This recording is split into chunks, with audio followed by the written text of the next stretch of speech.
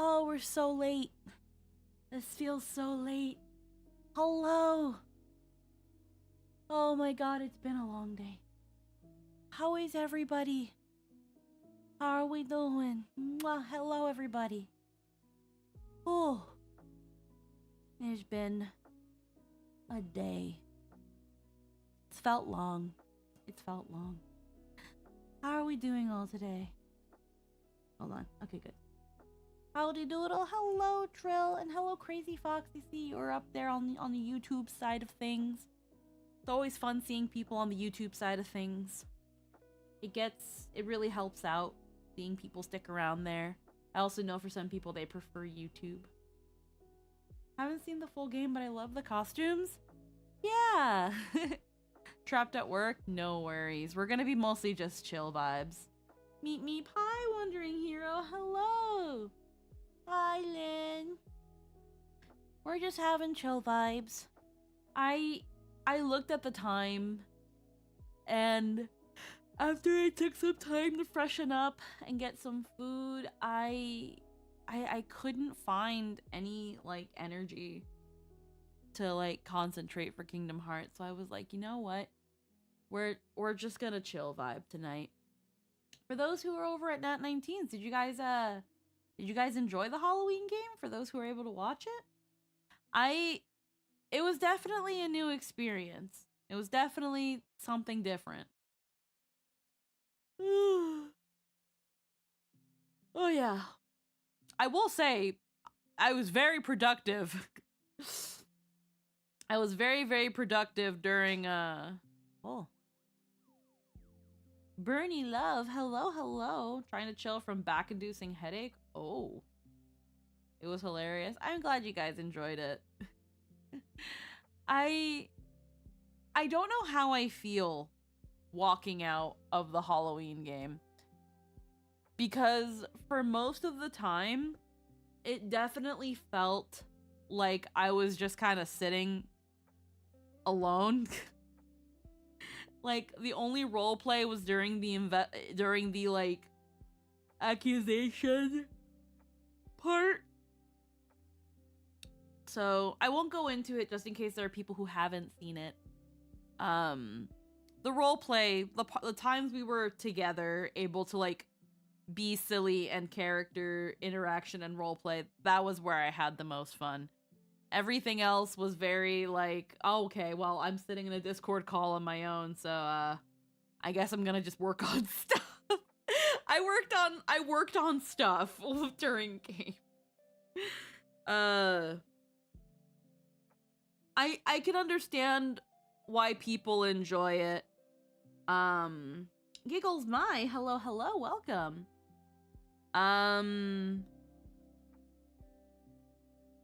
Yeah. I can say I enjoyed it, but I don't think I see myself being. It was overhyped. It was overhyped. I'm gonna be honest with you. It was overhyped.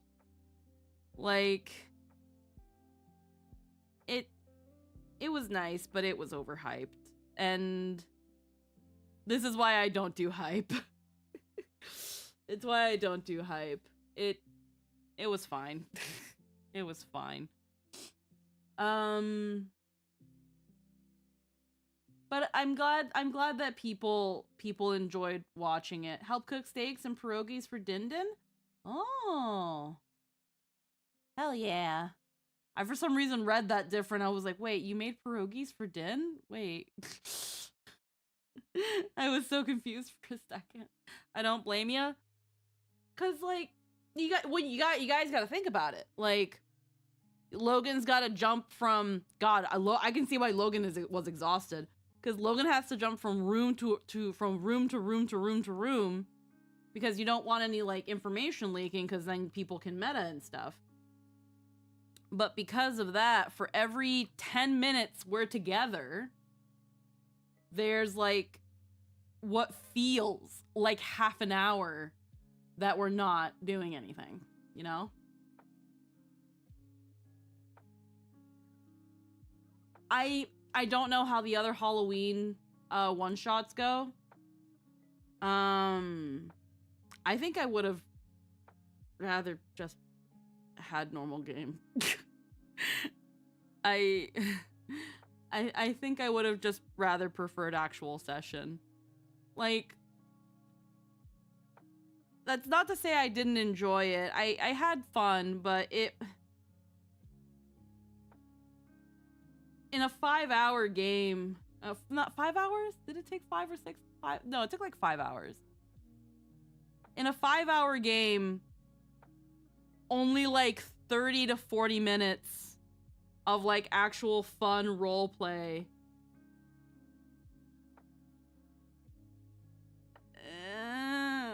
No. They were more regular games, but with fun costume powers. Poor Lily Soggy needs therapy.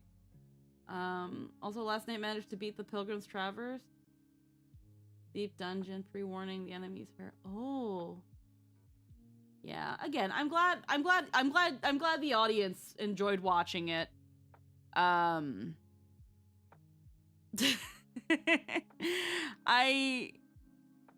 don't know. I feel like such a buzzkill. Can I be real with you guys? Hold on. I'm gonna make the room like nice and nighty.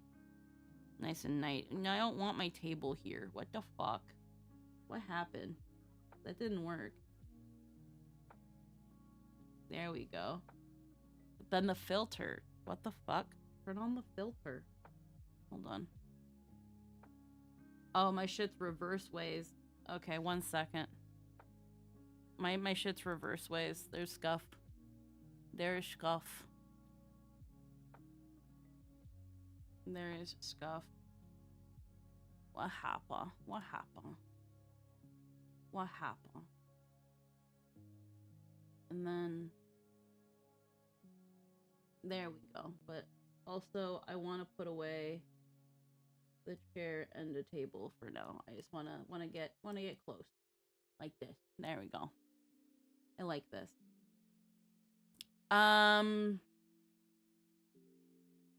If I'm to be honest, and I think if I was ever asked for my honest opinion about the Halloween games from like the rest of the crew, I would probably, and if I would unfortunately be that player that kills the fun, because if we were given the choice, now that I've experienced a Halloween game, if I was asked to either have a Halloween game or just have normal session, I would ask for normal session. I would. The bread is here! Zilla! Can you believe it? They were just about to With throw the all sub for this 38 away. months. What a waste. Thank you. I'm sorry that you're subbing at a little bit of a me being a buzzkill that person vibe right now. I just...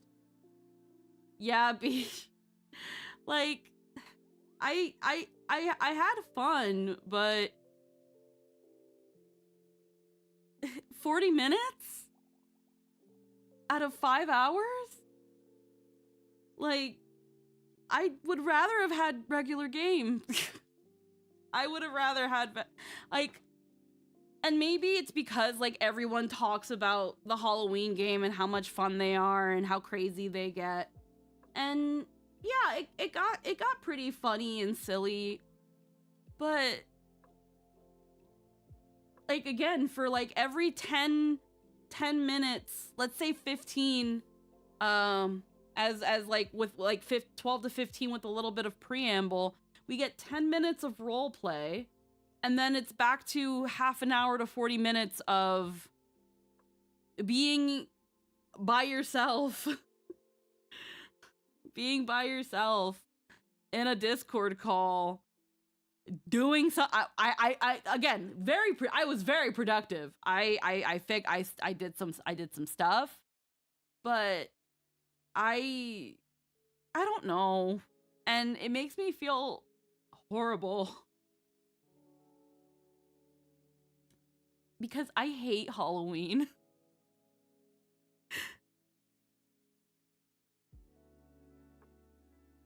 Like, I just do not care for Halloween. And I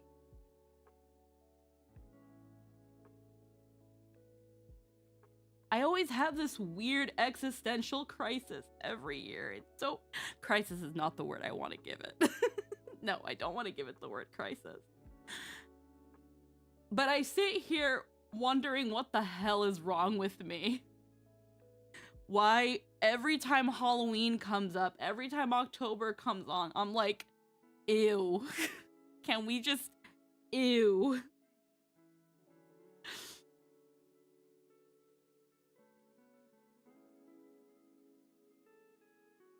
It's weird too. It's weird. It's me with Christmas.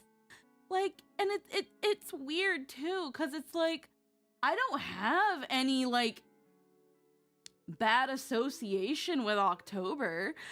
With the month of October, I don't have any like strong association. Like, I don't have any like sad story about Halloween. I just don't care.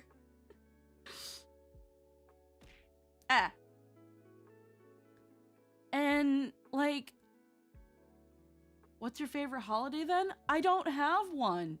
I don't care. That's the problem. I don't care. So you didn't like Halloween game? I didn't say that. I enjoyed 40 minutes out of 5 hours.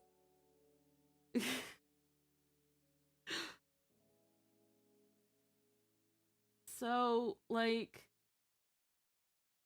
I don't know. The bread is Crazy here. fucking heckin' Can you Lynn, believe I it? got They were just about to throw sub. all this away. What a waste.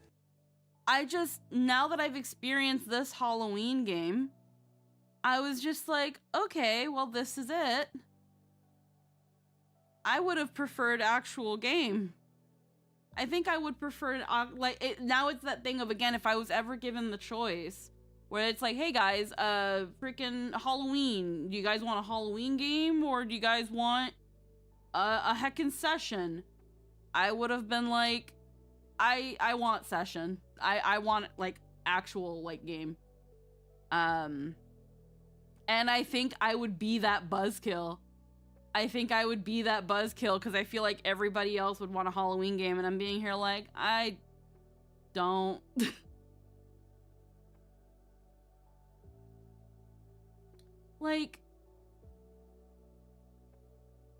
I've probably talked about it before. I didn't grow up with Halloween, and my mom definitely put some negative connotations to it because of like religion, and also like here's the thing, before religion got into it, because my mom used to not the reason she used to not want us to do like trick-or-treating and stuff. Ugh. Heckin' Geralt of Rivia, thank you for the follow. Heckin' my mom, you make this world softer just by surviving the hard days. Even the stars watch you heal. Hype train, holy moly. Thank you, Gerald. Heckin', my mom. So, I don't think Halloween is a thing in the Caribbean either. Because, like, it wasn't something my mom really understood. And then she didn't like the idea. She was like, so you go out, you put on costumes and you go out and you beg for food? The fuck? Like, damn, we're not that poor. My mom was like, damn, we're not that fucking poor. What the fuck? So I think my mom really looked down on the idea of Halloween because she did that like very bad faith deconstruction of it. I had an aunt that was like, just let your kids experience Halloween and see how they feel about it. And I remember she took me and my brother out trick-or-treating. And I remember getting home and like all I wanted to do was take off this costume I was wearing and go to bed. I was like, and it was like, did you have fun? And I was like, I got a lot of candy. And they're like, oh, that's nice. Like, but like, what did you do? And it was just like, we went house to house and people gave us candy.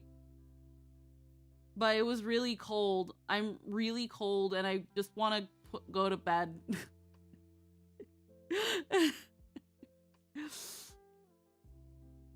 Like, and like my mom was, and like they didn't care.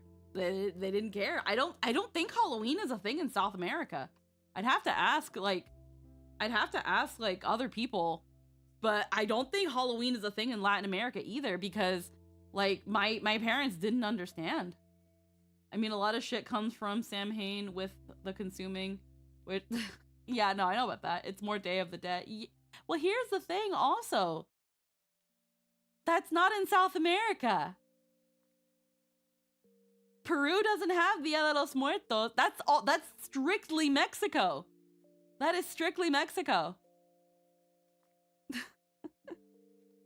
That is strictly Mexico. Honestly, your mom is insanely jaded and egotistical about a holiday, about having fun and meeting your community. That said, yeah, it's cold. Like, everybody's like, oh, but Dia de los Muertos. Bitch, I ain't Mexican.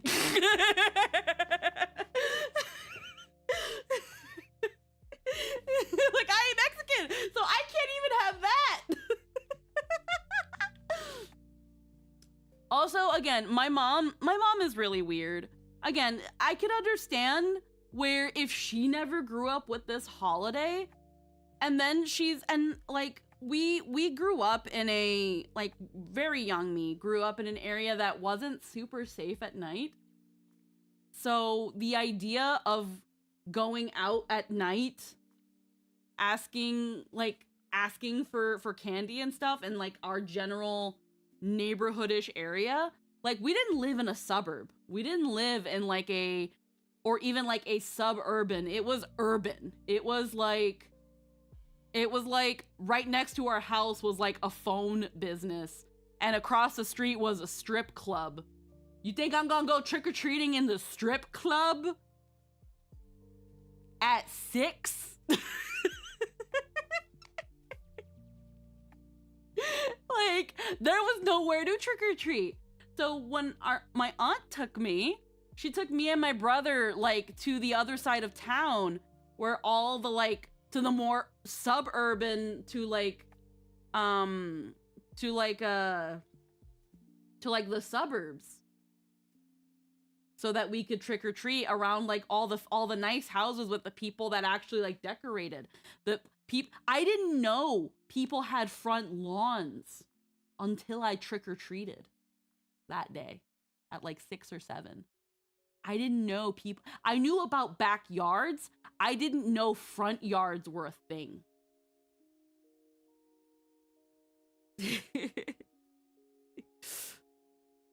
Like, I didn't understand, like,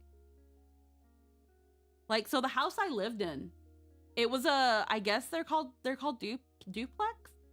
It was a big house, but that had 2 floors, but each floor was like an apartment. It was like an apartment. And we lived on the upstairs. And there was no, and like our quote unquote backyard was more like a parking lot for the business that was right next to us. Or a townhouse. I guess maybe a townhouse. We had downstairs neighbors and stuff. And like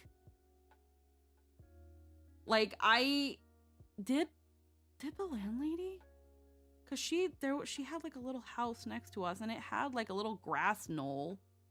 I guess that could have been considered a front yard, but she never put anything on it.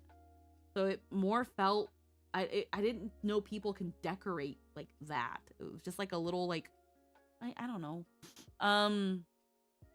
But yeah, like it was weird. And then when you grow up, my biggest problem with Halloween It's also the fear mongering. Did you know there have never been any illnesses or injuries from tampered candy in the States, let alone deaths? And yet everyone is so hysterically paranoid we can't give out homemade treats. I've heard about that.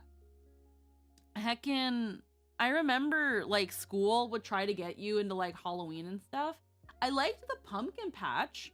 My school did a thing called the pumpkin patch where they would take the gymnasium and they would fill it with hay and hay bales and haystacks. And they put like a little scarecrow and stuff. And they would put all these little pumpkins around. And I only thought it was cool because I got a pumpkin out of it. I was like, I get to take a pumpkin home. Like, I got a free pumpkin. I was like, oh, everybody's like, oh boy, it's October, it's fall, it's Halloween, it's a pumpkin patch. I'm like, hell, fuck yeah, free pumpkin. I'm just like, a pumpkin. I get something for free? I get to just keep this? And then I would just keep my pumpkin. People would carve their pumpkins or paint it. I would just keep it. I just put it in my room and I was like, yeah, this is my free pumpkin. The school gave me a pumpkin.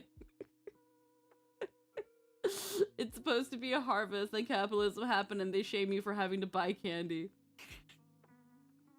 But like going into middle school and high school and like everybody's like all about Halloween and everybody's like all about this and stuff. And I'm just like, oh yeah, okay, cool, sure, whatever. And they're like, what do you want to be? What are you gonna be for Halloween? And I'm like, I'm gonna be at home. What do you want to be for Halloween? At home? Like, what do you want to be? I want to be at home. And that was it. And it was like, you don't go to Halloween parties. You don't go like, you don't like go try to get candy. You don't do anything like that. You don't do mischief night. And I'm like, no, I stay home. I stay home. I go home and I watch TV, or for high school, I go home and I'm on the computer.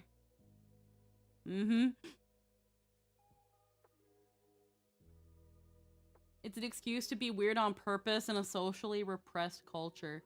Maybe that was also the problem. Cause it was like, I was kind of weird every day. So it was like, I don't know. I know high school wise, the high school I went to, the seniors would do a thing where they would dress up for Halloween. Or like the school, it was normal for mostly the seniors, but for people to dress up at Halloween. But I think it was my sophomore or junior year. No, I did it for senior year, but junior year it happened. Where on Halloween, junior year, I go to my bus to wait for, for us to go home. And apparently after the final bell rang, somebody put on an inflatable penis costume and ran around the campus in a penis costume. And then we were told that Halloween costumes were no longer going to be allowed for future years. The school used to be cool with it. And then somebody did that. And oh, your thing just finished. It just finished. So heckin', and I was like, well, god fucking damn it. Like, if I wanted to do something for Halloween, now I can't. I'll get in trouble. But then I was like, but I'm gonna be a senior next year. Like, if there's any time to get in trouble, it's now. My last year of high school, where I'm like, I already passed your state mandated exam. You can't not graduate me. So for Halloween, I didn't have a costume, really. I just went to school in like, not a bathrobe. I had like one of those like sleep robes that looked like little kimono, that were styled like kimono. So I was like, well, I don't have a costume, so I'm gonna put this on, I have a giant stuffed duck, and I'm gonna bring that. What am I? I don't know either. What are you supposed to be? I don't know. I don't fucking know. And I did that. I went in with a freaking with essentially I went to school with pajamas and a giant stuffed duck. I went halfway through the school day without getting caught. And it wasn't until lunch where an underclassman friend was like, "They're rounding up people wearing costumes. You guys need to hide." But I swear she was trying to fuck us over because she was so fucking loud and not slick about it.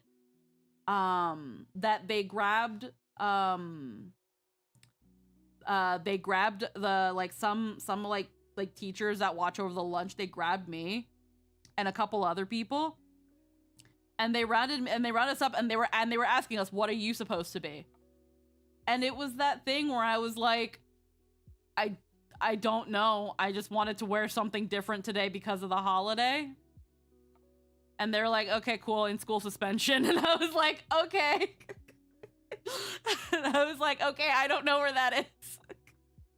I don't know where that is. And they're like, have you ever gotten in trouble by anything? And I'm like, "No."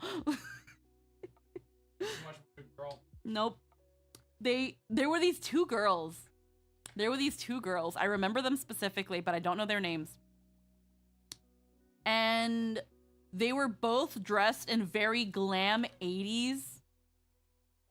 Where when they asked them, they were like, "What are you guys wearing?" And they were like, "Well, this isn't a costume. We dress like this all the time." And they were like, "Oh yeah?" And they're like, "Yeah, I really like the 80s style. And so I styled my hair. I wear stuff like this. Like, I've got pictures on my phone of like what I wear all the time. Like, I can show you, blah, blah, blah, blah." And then the other one was like, "Yeah, me too." And then the person, the freaking counselor in charge of all that shit was like, "So, we'll believe one of you.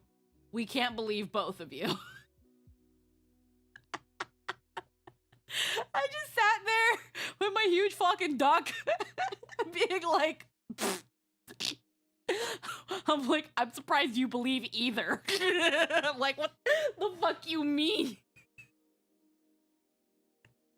The fuck you mean we can only believe one of you? I don't believe either. So one of the I totally dressed like this every time 80s girls ended up in school suspension. And I don't even know what the hell we did in there. It was so boring though. Like half the school day, that would have been like 4 hours. 4 hours of my education ripped away from me. Not like I was doing anything important. I just don't remember what classes I missed. But that was another experience where I was like, "This sucks." This sucks. You dress up and get in trouble anyway? This sucks. It was dumb. I honestly don't even remember. I think at the end, as we were getting out, they were like, "Hey guys, let's take a picture. Let's just take a picture to like remember this, because we're the first like case of in-school suspension because of Halloween costumes. We're the first year where they banned Halloween costumes." And I was like, "Yeah, sure, whatever." I don't know if it was ever put like on Facebook or whatever, because that's what people would do. But after that, a couple weeks later, we had heard that the school was like, starting next school year, we're gonna be moving to uniforms, and it was like, oh shit. Oops.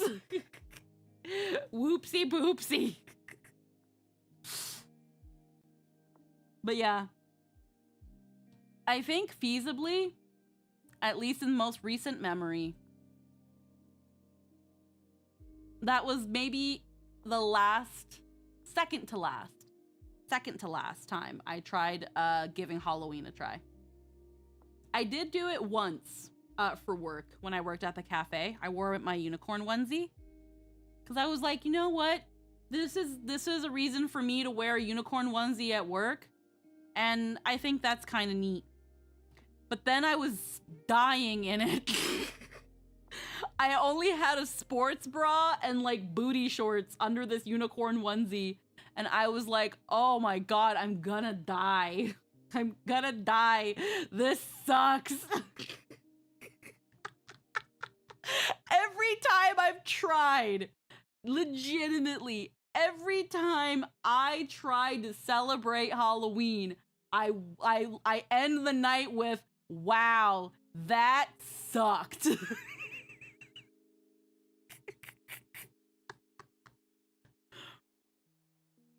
I only ever went to one Halloween party as like a tween. Hi, Bardu. I want to say like maybe like middle school. My brother's friend had a Halloween party. And I remember because it was like they were like in high school, so it was mostly all their friends and I was just a little sibling that got to go. I remember it being like really smoky, like it had one of those like smoke creators where that like smelled like air freshener, because that's what you put in. You would take those fog machines and you could put like you put air freshener canisters in there or some shit. Yeah, it was a fog machine. Normally they don't take anything like that. To produce the fog, they can't be intertwined with other things. I don't fucking know, because for some reason that goddamn fog machine smelled like air wick. Like the air freshener. Huh. I don't fucking know what the hell that fog machine had in it. That fog was scented. And it was overwhelming. And it was strobe lights and the music was too loud. And I didn't even know, I couldn't even find the food. I didn't know where the bathroom was. And I was like, I hate this. This is too overstimulating for me. I don't want to be here. I don't know anybody here. I remember slinking away. I remember finding a door that was like covered in like those like Halloween like door decorations, but it was almost like hidden, like hiding the door. I remember going into that because it was like half open, and ended up going into the younger sister of my brother's friend. And she was in there with like one other person where they were like, are you okay? And I was like, yeah, can I be in here? It's really, I don't feel good out there. And they were like, yeah, you can be in here. You want to play Tomba? Do you want to play Tomba? That's why I learned about Tomba. Like, I only ever had like the demo disc. Well, I had the demo disc, but I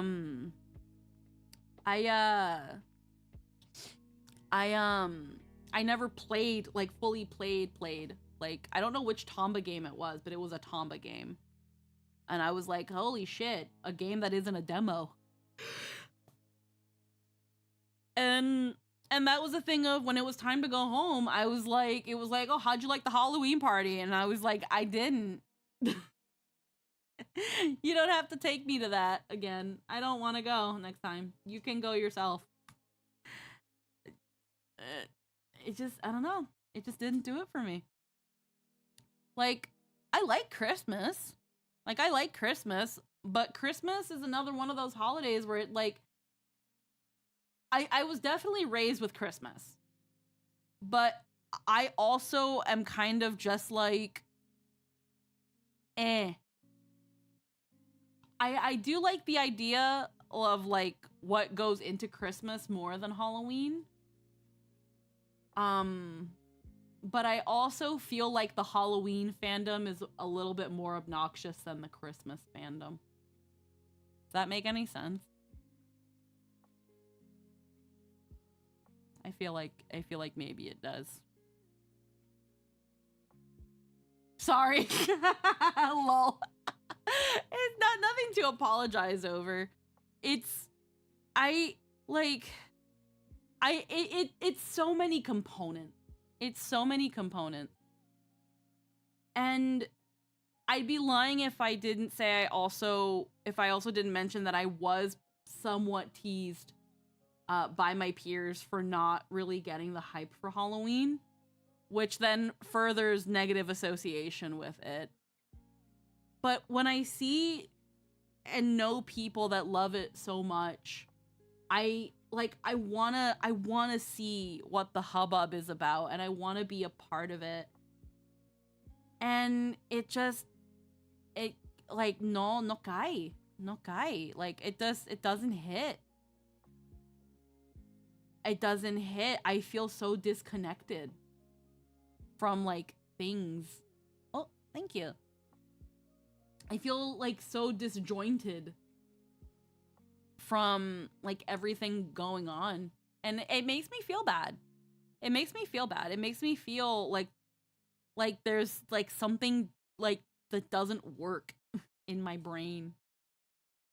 And I know that like it, you know, like people said before, like some people just don't care about it and stuff like that. But it's, with me, it's like I really want to be a part of things. I really want to enjoy things with people I care about. And it feels like one of those reminders that I don't know how. You know? Like, you ever sometimes feel like you don't know how to be with people?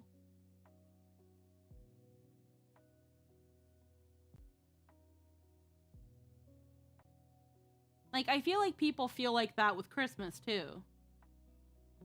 Yes, all the time. Every day. Yeah. So, I feel like Halloween is one of those reminders, but like in a bad way, that I don't know what the hell I'm doing.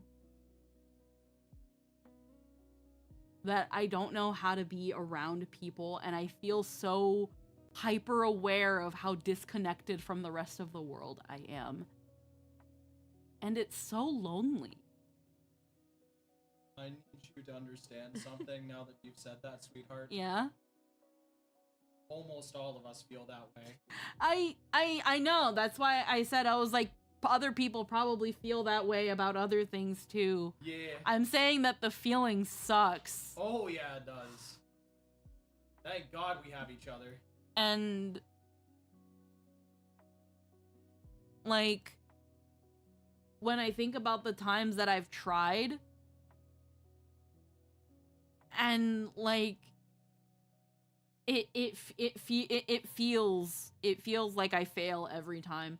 Legitimately, when I was gonna stream today, I had found there's someone I follow, I think on Booth, and they make these really, really, really beautiful live 2D outfits.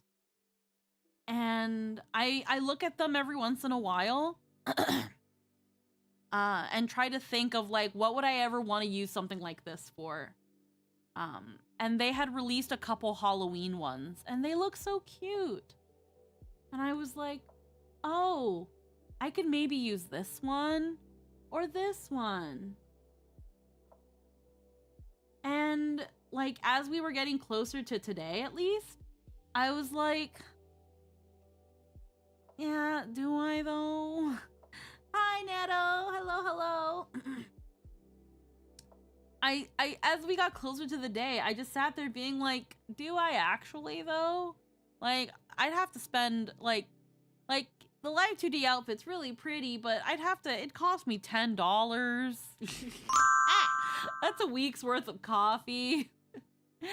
Kiesa, thank you for the follow. Welcome to the stream.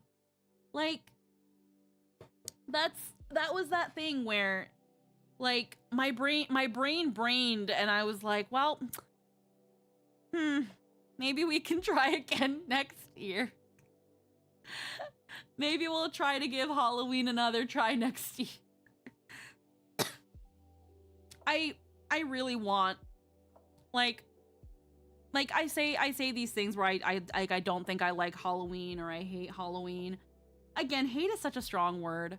Like, I don't even like really saying that. I think I just really don't like the feeling that I feel around this time of year, of this really, really deep disconnection with everything. And really, really wanting to find ways to connect.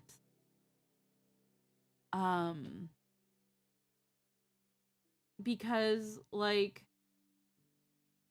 again, that like FOMO like really like sinks its claws, and it's just like, what am I doing? Why can't I get into this? What isn't clicking? What's not what switch am I not flipping?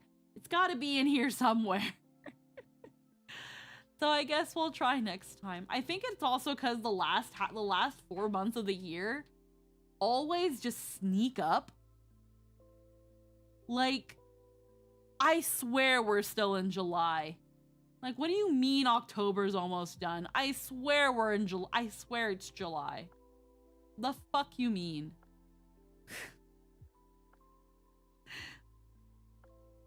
What is time? Like, in reality, what is it? What are we doing? But I don't know. Time just flies faster now. Soup. Yeah, soup, I guess. I think I just I say this every year. I think I just need to try harder next time. I think I really need to just try harder this time. This month, I got swamped with work. I got swamped with voice work, which is wonderful. That's what I want to be swamped with. That I couldn't really plan things, or I had to push aside plans because of stuff. You're allowed to not like the holiday. Yeah, but I want to have fun with people. And like, I want to see what I can do about this weird feeling that I don't like, and I want to, it's like, I feel like if I just keep trying, and I'll eventually figure it out. But yeah, I don't know. Like, I saw Scooby-Doo on Zombie Island. It's a great movie. Why don't I like Halloween? Why don't I care? I like Scooby-Doo. I don't know.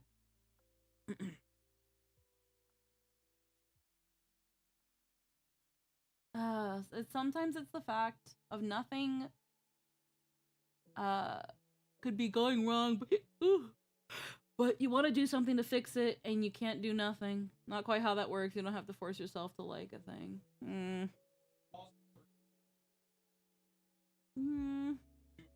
But this other thing, if your mentality is I'll try harder next year, and you do, and you still feel the same, do not feel like you failed. Everybody is their own individual person. As much as it sucks that you might not like Halloween as much as other people, that's also okay.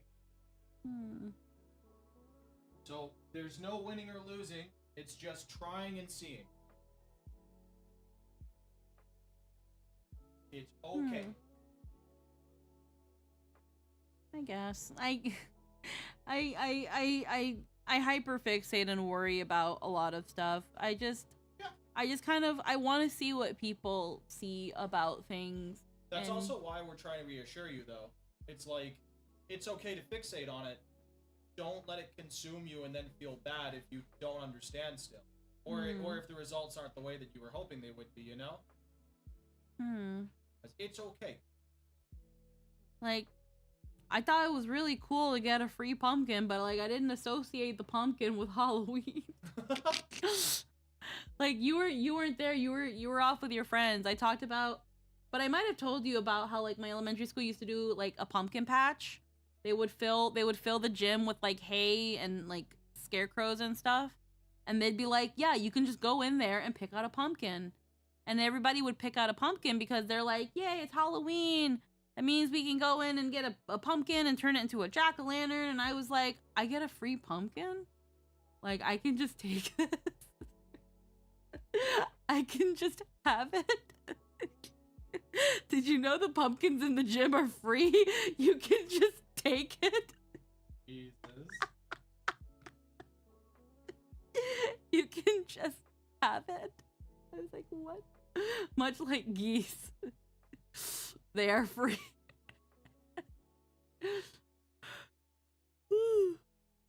Oh. But yeah. Heckin'. I guess all of that once again to spile around and say that, yeah, I enjoyed the Halloween game.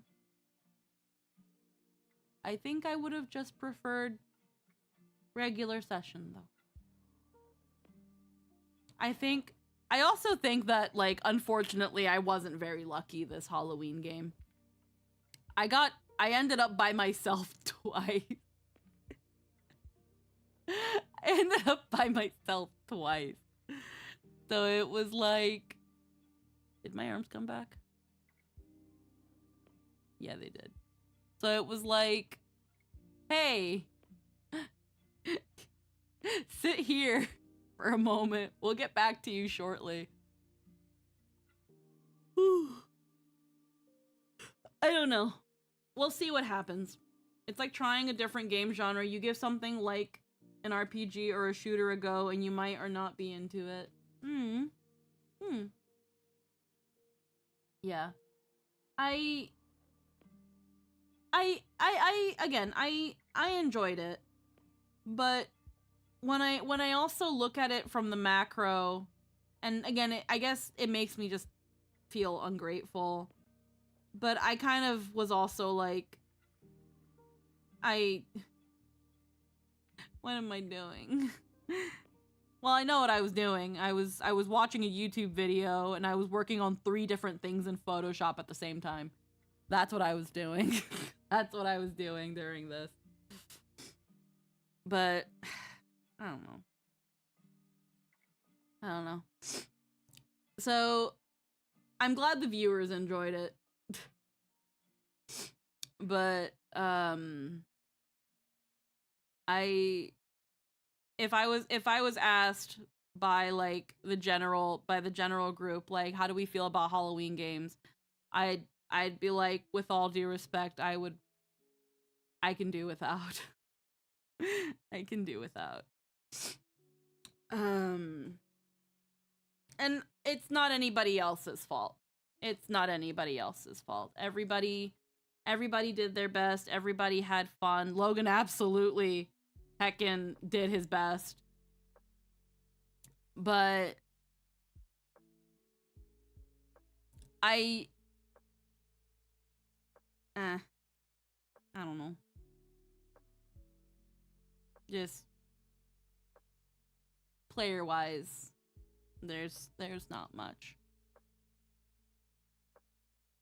But yeah. All that aside, heckin', I have been planning a bunch of little things here and there. I don't want to talk about all of them at this moment, because I don't have anything 100% solidified, and I've been, heckin' trying to scrounge things together. But, I've mentioned a couple times that I'm planning a donathon. I'm probably gonna be pushing it, till sometime in November. Because that'll give me, some time to, like, get a couple resources that I had an idea that I was like, I could offer this as an incentive, and maybe people will like it. But now I have to get, I have to get more assets.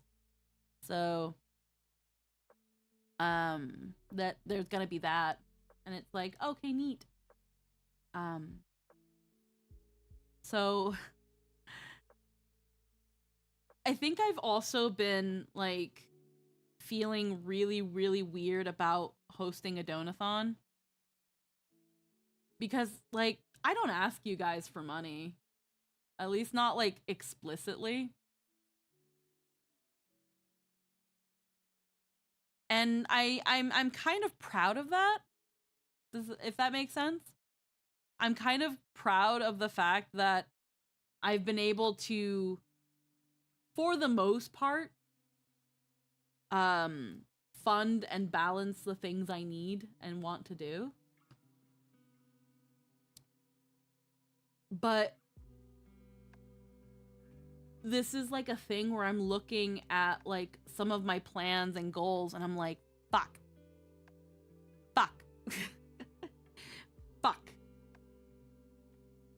Like, we're going, like, money would make this go so much further, but I just, it just doesn't rub me right. So, like, it's one thing to do, like, a charity stream, because it's like, I'm not seeing any of that money, so it doesn't matter. It's not for me. But, like, when it comes to, like, hosting a donathon, I'm just like, God, fuck, what do I do? It feels weird. It feels so weird. Like, I said it on Twitter a while back. I gotta give people props for how, like, they can ask for money, because holy moly, how do y'all do this? How do y'all do this? How? I don't know how y'all do it, but we'll see what we can scrounge up. Which actually does lead into because I totally said there was gonna be a nice little announcement. I'm not gonna say it's anything like super big, but to me it was something that like made me pretty darn happy, because heckin',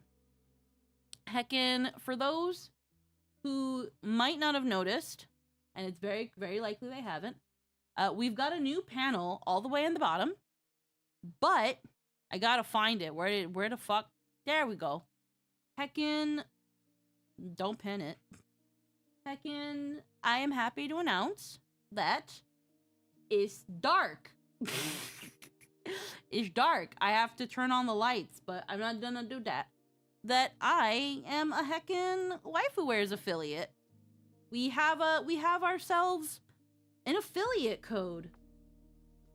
Heckin', all this really means is that if you've ever shopped at WaifuWares UK, that now if you use the heckin' code Squeaky, you get 20% off of your purchase until the end of the year.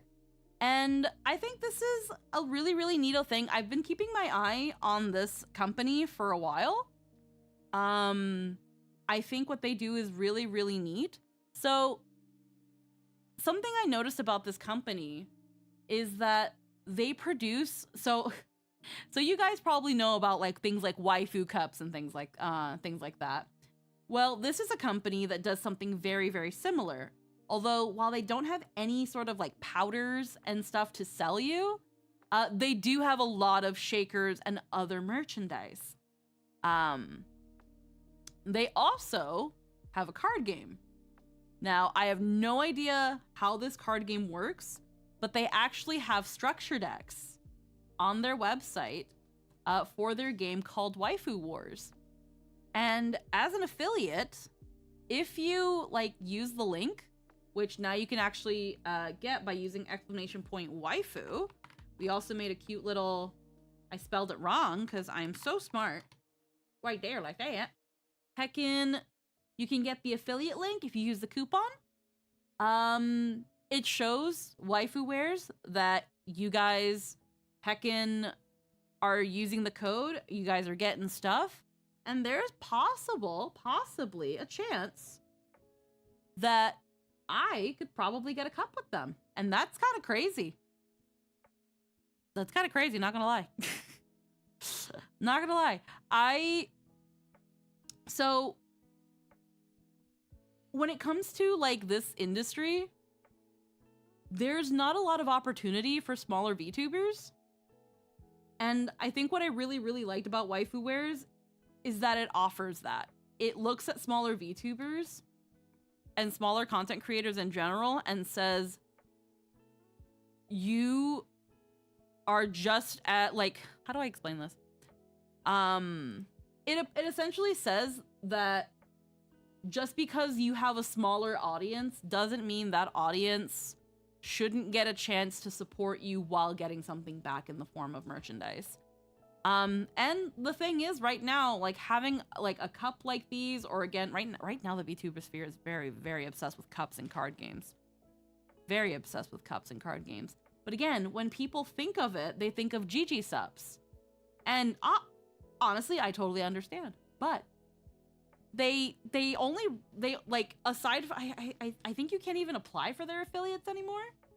And they mostly partner with really, really big VTubers, and it's understandable, but because of that, it can seem really out of reach for a lot of people. And I think what I really, really thought was interesting about Waifu Wares is that they don't offer any sort of supplement, energy drink, powder, or anything. They're a small business based in the UK,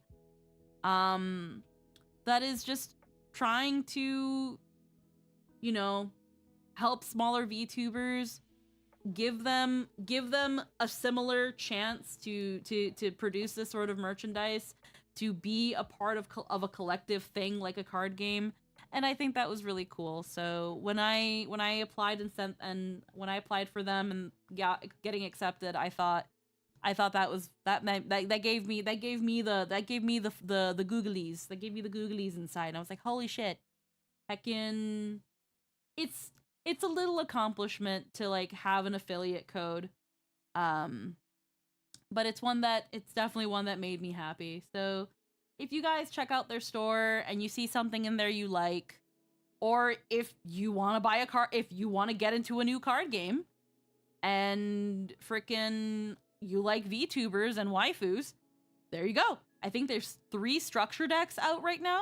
They're currently working on getting their Wave 2 out. And I think Wave 3 is already in planning. So there's a possibility. There's a possibility. And I think that's really, really cool. So yeah. So heckin' give them a check out. And if there is something that strikes your fancy, get 20% off with my code, and heckin' use my link so they're like, hey, freaking some people like this one over here. Okay, freaking shilling over. That feels weird. I don't know. I would love to get into a new card game, but this MTG ankle monocle has a +1 addiction to cardboard crack of the wizard's variety. Oh, understandable. I'm gonna be real with you guys. When I saw that they had a card game, I was like, wouldn't it be hilarious? Absolutely hilarious. If me, the bitch that is so vocal about how she does not like card games, ends up in a card game. I was like, I think that's hilarious. I think that is absolutely, ooh, excuse me.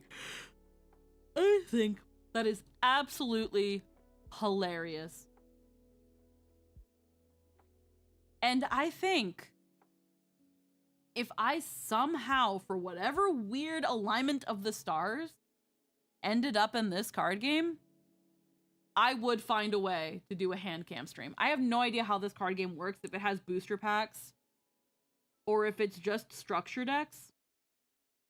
But I would try to do a hand cam stream and open a card box for you guys. I would do it this one time for you guys. And even maybe try to learn this card game just to see what the hubbub is about. I make no promises otherwise, though. I don't understand the cardboard crack. I don't understand it. It doesn't. I don't. I wanna understand. By the looks of it, they do have booster packs. Oh.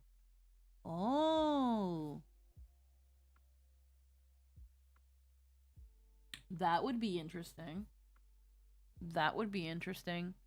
I'd probably, yeah, if they have booster, because I know they have structure decks, which means you can build like decks for this stuff. And again, like, yeah, booster packs are usually like a big thing with card games like this. So yeah, I'd freaking get a booster pack box and see if I could get my card. I would engage. I would engage in the buying of multiple slices of cardboard holographic cardboard slices. I would absolutely give it a try. I'm usually pretty open to new things. I try to be, at least. So even though I'm usually not, like, super receptive to things like card games, I would still give it a chance and see if I can get that dopamine that you guys talk about. I wanna try to understand. I wanna give it a shot. Because I think that'd be cool. But I would absolutely, I don't know. See, there's this part of me that's also like, am I a good fit for a cup? Would I be good on a cup? What kind of cup art should I have if I ever got a cup? What would I do? Oh, excuse me. I think about things way too much. I'm just like, of course you'd be good on a cup. Like, but like, what kind of art would I want? So like, would be in the cup. Like, would I want something cute? Would I want to try to go for something sexy? Like, because it's bring your own art, like, what artist do I go to? Do I go to an artist that is like, that is skilled in making like art for cup? Or do I work with an artist friend with one of my artist friends? Because not only would it be a great opportunity for them to like be like, look at my art on this thing.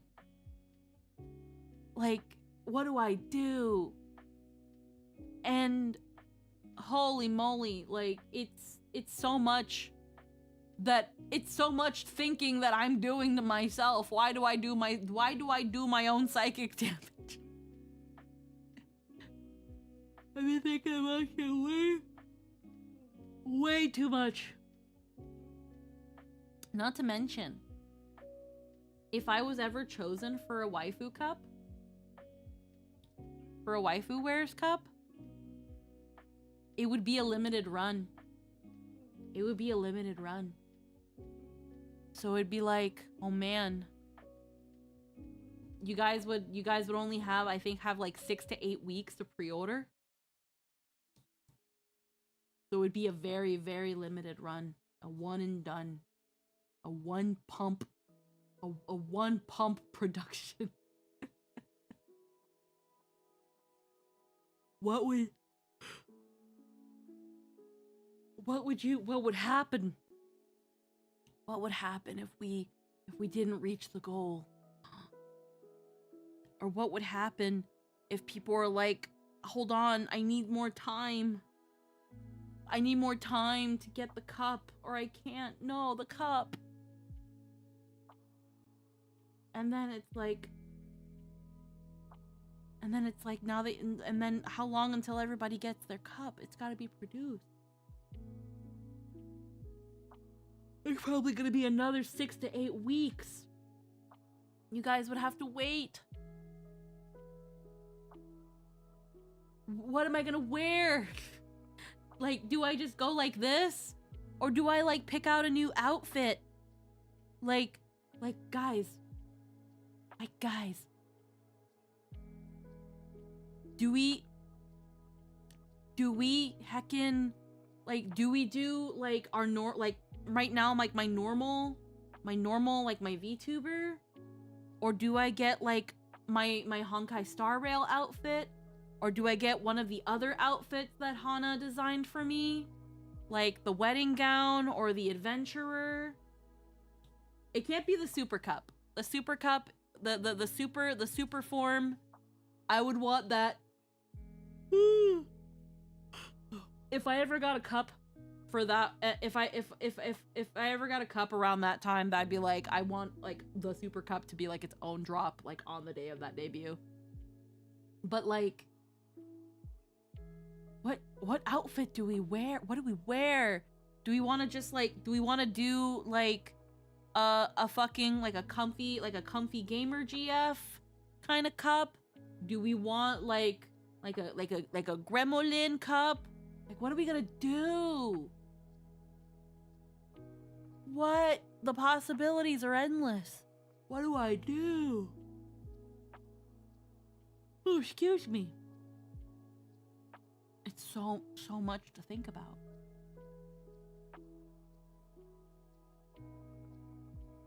So it's like, I already know that I have asked one artist at the moment. Mostly because I was talking to them about stuff and I was like, there is a non-0% chance that I could get this opportunity. And if I did, would you be willing to be paid for this opportunity? And they were like, I would absolutely do my best for you. And I was like, okay. Okay, well, I'll get back to you on that maybe. I don't know.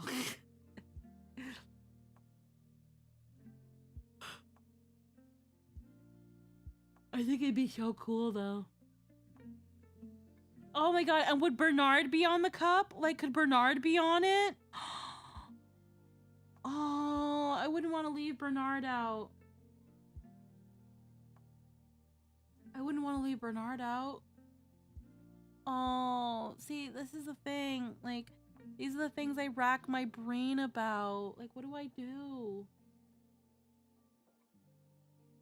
I don't know. Wow, I'm tired. Heckin', I mentioned while I was working on stuff in between, like, turns and stuff for the Halloween game, I was watching a video documentary about Venus Angelic. I don't think any of you... Do any of you know about that name? Does that name ring a bell to any of y'all? Venus Angelic.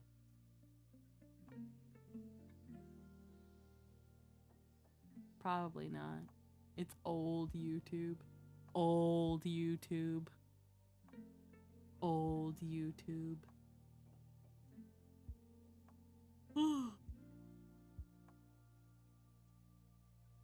I don't think so. So, heckin' never. When you really think about it, like, I didn't watch Makeup Gurus and stuff growing up with, like, YouTube.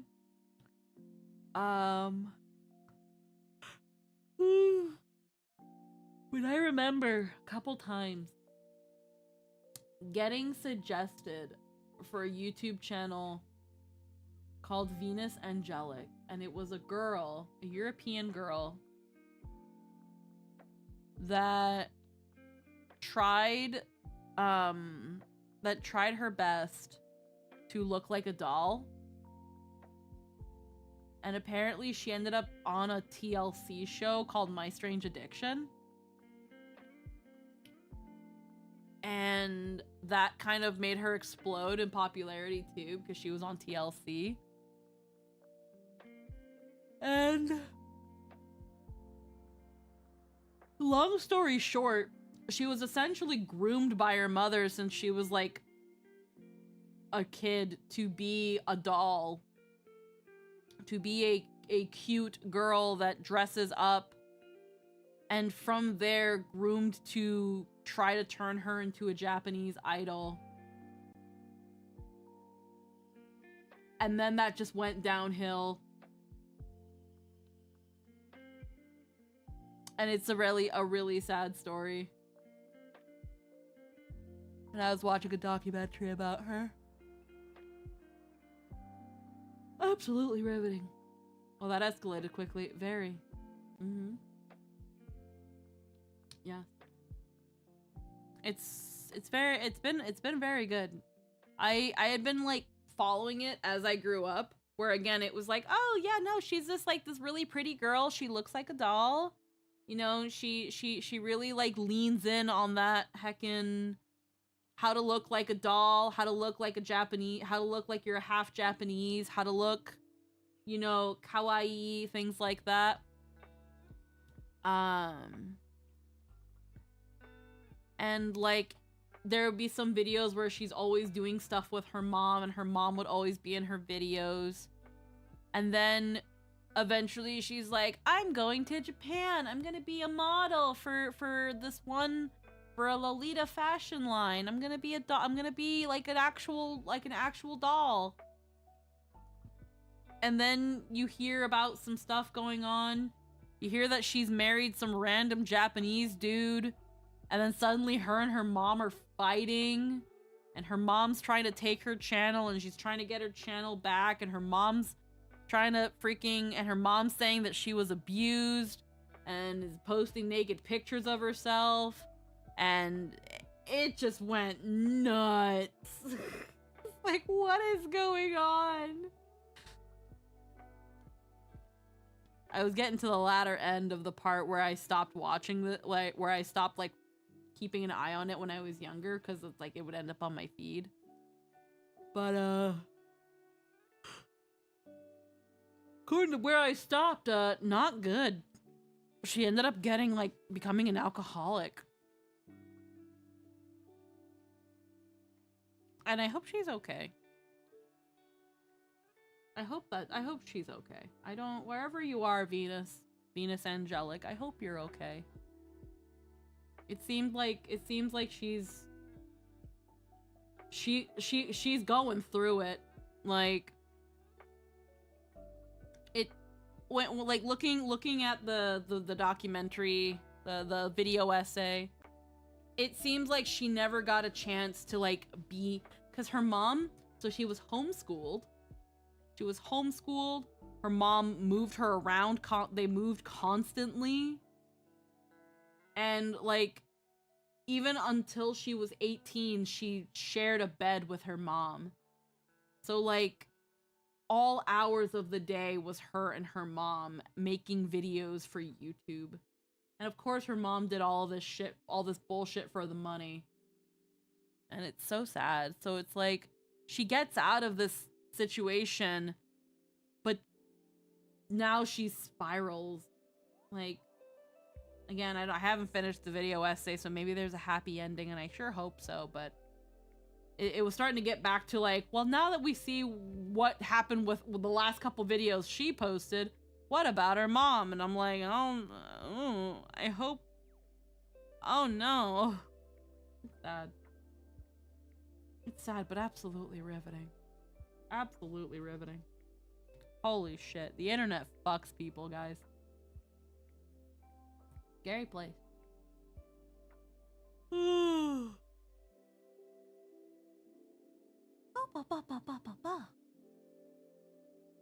Yep. It is rather fucked. Oh. Heckin'. I took a gummy yesterday.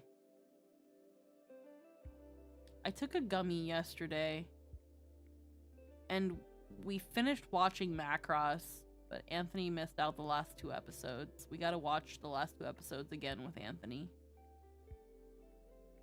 And all I remember quite a bit, but all I remember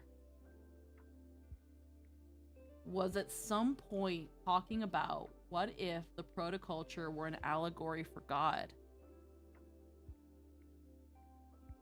And maybe the protoculture aren't assholes, because they made the Zentradi. And they were like, we can't give the Zentradi culture, because what if their culture overtakes ours? So we're not going to give them a culture. But then the Zentradi are like, you don't let us have culture. You only made us for war, so we're going to destroy you now because you didn't let us have culture. So it ends up happening anyway. But like, the protoculture didn't know that not letting their creations have culture was an asshole move. So then I was like, what if the fish that decided to walk on land, like, you can't call that fish an asshole because he didn't know. That fish didn't know. Devin knows what it did. It knew. No, the fish didn't know. He could never have known that what he was doing was going to eventually domino effect into humanity and capitalism. He could have never known. I'll go back in time and smash that fish. He could have never known. And you guys kept trying to tell me, no, he did know, and that's why Devin's an asshole, because the fish is called Devin now. That's why Devin's an asshole. And then my logic kept spiraling around, and then I was like, oh god, maybe Devin is an asshole. Because why couldn't they just, instead of the protoculture not giving the Zentradi a culture because they were so worried about it, why couldn't they have tried to, like, work with the Zentradi? Why did they have to think they were better than their creation just because they made it? Oh my god. The protoculture are assholes. Thus, the fish could have been an asshole. Devin could have been an asshole, and I've been defending an asshole this entire time. Why is it so easy to defend assholes? And then as we kept going, it was like, man, and I'm still defending the asshole. I'm still defending this fucking fish. I'm still defending this fish, and it's like, no, that's how they couldn't have known. And they're like, no, you keep defending an asshole. And I'm like, no, why do I keep defending an asshole? It was bad. I spiraled a lot. I went in circles.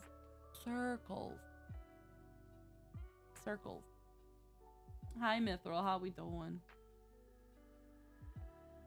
Oh my god. I'm tired. Skybean! Hello. How are you, hun? Mwah. How are you? We're just chill vibing. I'm like super heckin' tired. Like, holy shit. My brain.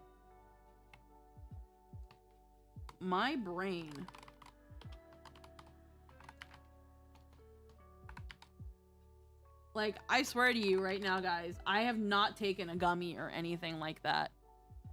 But there have been moments where I swear I can still feel the residual effects, like in my throat, like when the phlegminess, I'm like, that groggy phlegminess, I'm like, oh, but I know I haven't had it. Been better still, but still standing. Oh, I'm about to crack open an energy drink because these assignments don't mess around. I've been doing 20 different things. Holy moly. Have you at least had a nap? Have you at least had a nap, hon? I kind of want apple juice. Lamau, you haven't. You haven't you? No, Sky.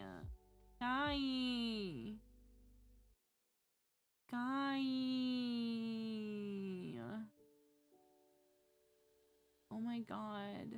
I'll be fine. Please take a power nap. Chat, convince Sky to not do that while I get apple juice. I want apple juice. Hold on. Apple juice.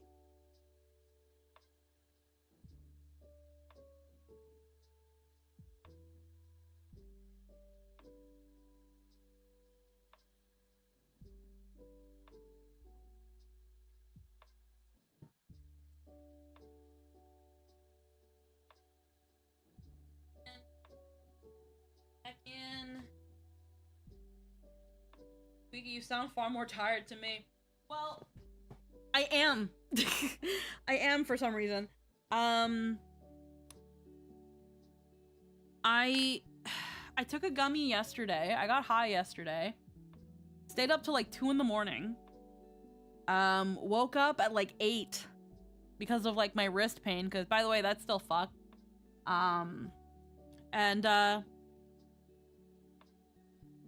Went to brunch with Jester. We had a little brunch date. Heckin'. Then we did D&D for like 5-6 hours. 5 hours.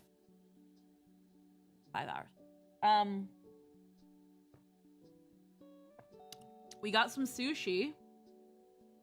And then I don't know. Like, the tired is just freaking curb stomping my brain. I got emotional about Halloween and how I feel so disconnected because I don't feel much towards it. I talked about heckin'.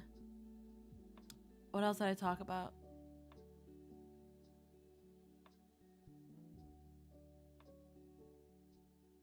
What else did I talk about?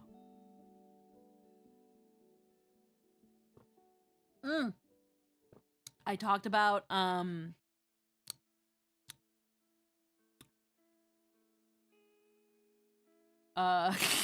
wow, lost it again. I talked about being an affiliate for Waifu Wares. I talked about, yeah, and then we were just talking about Venus Angelic and that whole train wreck. Yep. I'm sorry, this apple juice was really fucking good. I just fucking downed that shit. Absolutely downed it. Holy crap. That was a full glass. Whew. Don't worry though, it's local. It's local. Holy crap. Local apple juice is the shit. But yeah, no. Today was definitely gonna be a shorter stream because my brain was way too melted from like some of the things that I've been planning that my brain, like the moment it got to just chill out, it is shutting down. I have an idea. Let's meld our melted brains together.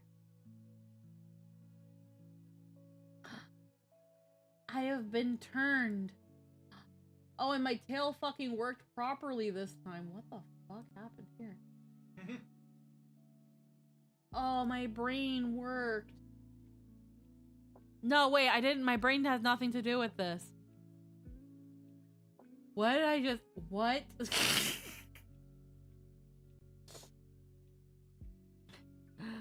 We gotta watch the new episode of The Wolfman. Yeah, we do. We do. I've just been so busy. It feels like I've been so busy. Again, like, I've been... I can't complain because I have so much fun doing it. But I've been doing work for Merryweather and it's like it's so fun, but also I've realized from the Spanish speaking audience that I speak like an old Spanish lady. And I don't know how I feel about that. I didn't know coger means fuck. I didn't know. I didn't know. I thought it just meant to like take something, and apparently it does. In Spain it means to take something, but apparently it in Latin America it's slang for fucking. Well, I mean, 7-8 different Spanishes, that'll happen. Yeah, I know, and that was the thing. When I talked to Runaway was like, yeah, you have a Caribbean dialect, but you also have a formal way of speaking Spanish. And I'm like, yeah, because growing up, I had to learn Spanish to talk to my mom. My mom doesn't speak English. And I didn't really hang out with like my cousins and stuff because a lot of them were older than me anyway, so they weren't. And the younger, like all my cousins were either a lot older than me or a lot younger than me. So I had no relatives in my general age range that I could speak Spanish to. So I was always around adults and they didn't really speak slam. Peeps DMs? Oh, I'll look in a second. I'm in my train of thought. So I didn't know. So when I accepted the work for Merryweather to help translate the comics into Spanish, and again, I only translate my lines. Everybody else's lines, I don't fucking know. The only lines I translate are the ones that I speak. And heckin',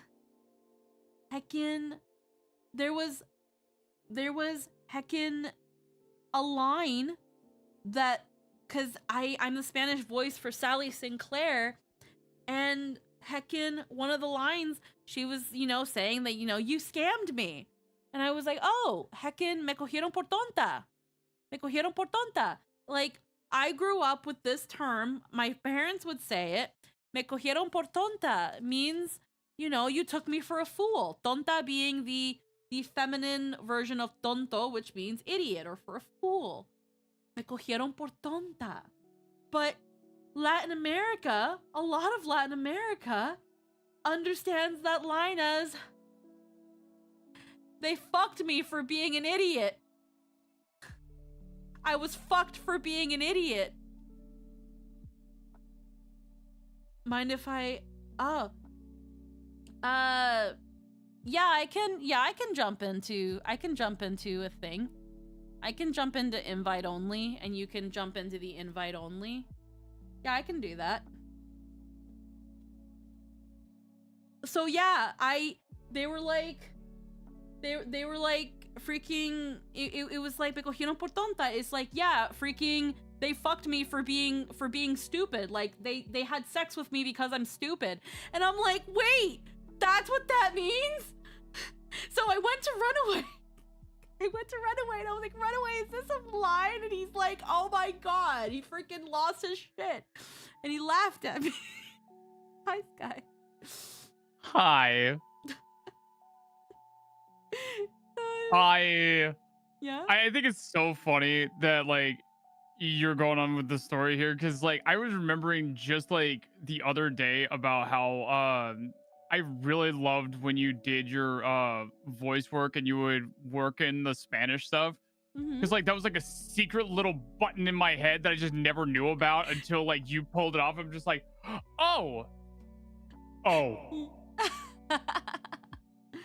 And then it's just like, oh, this is fantastic. I love this. And then you going through this, which is like, oh, some of these things mean something different depending on the Spanish. Yeah, well, because, like, it's kind of like if you go to, like, there's certain dialects of English and they say certain things, or, like, there's certain dialects of, like French, Canadian, and things. I was talking to Din about it, because I was like, Din, you're Spain Spanish, you're, Castellana. Like, what does this mean? And it's like, oh, that means, you took me for a fool. But if you're in Latin America, it probably means something bad. And I'm like, huh? And I went back to Runaway, and he's like, no, you speak like you speak like an old Spanish lady. Like a very polite Spanish lady. You don't really know slang. And I'm like, ah. Like, if I'm to... You go first. I was gonna say, because I think if I remember right, like, with your Spanish, it's like Dominican Spanish, right? It's Caribbean Spanish. Okay. Yeah, because, like, I remember, like, you and Spicy both were, like, in the same sphere for that. And I feel like I've seen a few other people who are also just, like, they know their Spanish because of, like, the same kind of Spanish. So, like, being surrounded by people that would have the same Spanish, you would think it's going to be mostly the same stuff. And it's like, oh, right. Latin American Spanish is different. I'm like trying to find the message here, because so one of the things that Runaway told me, and I'm gonna read it in Spanish first and then I'm gonna translate. It says, tranquilas squawkers, todos hacemos errores cuando hablamos con otros países de Latinoamérica, y te dije de cuando un mesero me ofreció una pajilla y pensé que me quería saber la salchicha, pero no así es como lo dicen al popote en otros países. Son cosas que aprendes. And I said, popote? You mean fucking sorbete? So, translating what he just said, he says, don't worry, Squeaky.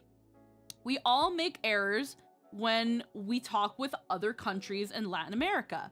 Did I tell you of the time a server offered me... Now, pajilla is apparently wherever he's from, that server was from, is how they say straw. But apparently, he then says, he offered me this, and I thought he wanted to suck my dick. And then he says, but that's how they say el popote in otros países. But that's how they say, and he says popote. And that's where, I guess, in Argentina, they say straw. And I'm like, popote? How is Spanish so fucking mismatched? Why Why is fucking Spanish just a sock drawer with a bunch of mismatched socks? And I'm like, popote, you mean fucking sorbete? Because sorbete is the word I learned as straw. But apparently in some parts of Latin America, they use pajilla, which again, that pajilla, like, means like, so I think in Argentina, pajear, the act of pajeando means jerking off. So when someone's like, quiere pajilla, it's like, do you want to get jerked off?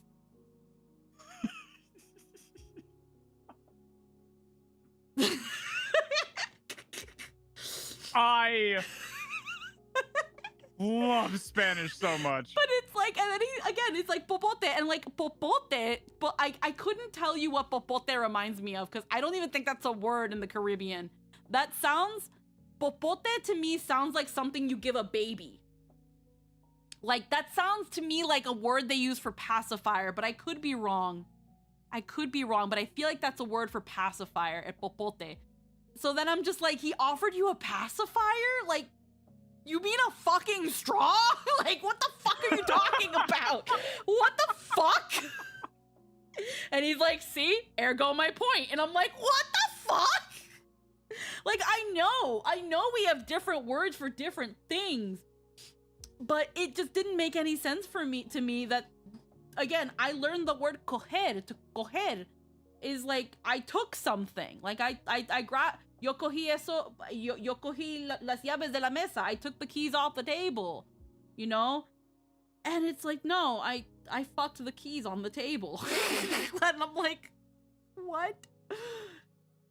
And I've seen a couple comments. Because early on I started looking at some of the comments of like to see if how people reacted to like the Spanish voiceover for Merriweather's Merriweather Media, and thankfully it's been very, very positive. But I've seen a couple comments where it's like, I wonder if these actors actually know Spanish, and I'm like, huh, I wonder why they're saying that. And that was when I also went to Runaway, because he's my fellow Latino. And I'm like, Runaway, does this sound weird to you? And he's like, it sounds, your dialect is not one that people hear often. And it's a little too formal. It's a little too exact. And I'm like, huh. He's like, some parts, don't worry. He was like, did you write all of this? And I'm like, no, I only wrote what I said. I'm like, okay, well, yours is a little formal. But like, because if you're in the Latin American countries and you're watching like television and stuff, the most common dialects that Latin America hears is Mexican, Colombian, and Argentinian. And it's like, okay, so people, the most popular types of Spanish are, you know, those. Caribbean's not one of those. And on top of that, my dialect is also mixed in with just the fact that I am Latin American, as in like grew up in the States, and then mix like 80% of my mom's Caribbean Spanish with my dad's South American Spanish. And the fact that my dad had to also adjust his Spanish so that he can talk to my mom because their Spanish is different. Oh, see, you were just fed a whole raw deal altogether. Like, mismatched sock drawer isn't good enough. This is like working at a local game store, and when you turn around to open the drawer of pre-owned games, not only is it not alphabetized, but it's not even sorted by console, and you just have to pray you can get it right. Yeah. And then on top of that, there's another funny thing in the mix too. My mom was only born in the Caribbean, as in like the Dominican Republic. My grandmother was born in Cuba. Her mother was born in Spain. So this fucked dialect just been passed down. You're no longer speaking a certain dialect. You're just speaking Squeaky's dialect at this point. I don't know. Here's the thing. I'm gonna take Runaway's word for it when he says that I have a Caribbean accent because, again, my mom grew up, like, born and raised in the Dominican Republic. She considers herself Dominican. So I'm gonna say we're mostly Caribbean, but to think of the fact that, like, her grandmother being born in Spain and then eventually going to Cuba and, like, growing up Spanish Cuban, and then my grandma growing up somewhat in Cuba and then going to the Dominican Republic, it's like, what the fuck were y'all doing? There's dialect and then there's dialect. Thanks, Tower of Babel. So, cause like whenever I'm doing this translating work, I look at the text and I'm like, okay, like if I was telling this to somebody in Spanish, how would I say it? And then, you know, I think about it for a moment where I'm like, I thought my Spanish was really crass with like how often like I say coño in certain things. And after I like in my head translate it, I write it down and I'm like, okay, so how can I make this like sound more fitting to like the character that is speaking or the situation? And then I go check some online sources to kind of to make sure it's within like grammar and things like that. And then it's like, okay, I think we've got something going on here. And so I can totally understand the too formal aspect, because it's like, yeah, if I already speak apparently formal and then I'm using other sources to make sure that my grammar is all right, because I was pretty sure my way of speaking is fucked. It just ends up being a domino effect. And I'm just like, fuck. I don't know how to speak, do I? Some people understand me though, because I've been able to talk to people at work. Like, I've had a lot of Spanish clients lately, and they're like, "Holy crap, you speak Spanish!" And they're like, the first thing they always ask me is where I'm from. They probably ask you where you're from because they're like, "Well, that's not exactly the right one. Wait, which Spanish is this? Oh yeah, I'm from here." Oh, that would do it. Okay. That would do it. Yeah, no, every time I tell them, oh, I'm American, but my mom's from here, my dad's from here, they look at me like, oh, okay, ya veo. I see. And I'm like, so how can I help you? ¿Con qué te puedo ayudar hoy? See, this is where you hope that you get Spanish, or not Spanish, you hope you get English speakers, just so that way nobody's calling you out for what Spanish you have. The crazy thing is too, is like now it's gone down considerably because a lot of the Spanish speaking clients that we've gotten are migrant workers. Most of them have, at least now for the season, gone back home. But a lot of them aren't that good at English. So they see someone that speaks Spanish and then they tell all their friends, hey, there's a girl that speaks Spanish over there. Oh my God. No. And they come in groups. And they all need help. And my coworkers are just like, we can't help you. We can't help you. We can't help you, Squeaky. We can't speak with them. We have to bust out our phones with Google Translator. We can't help them. And I'm like, please. Turns out you're speaking like I accuse you of dishonor, though comporting yourself in a manner most foul, bitch.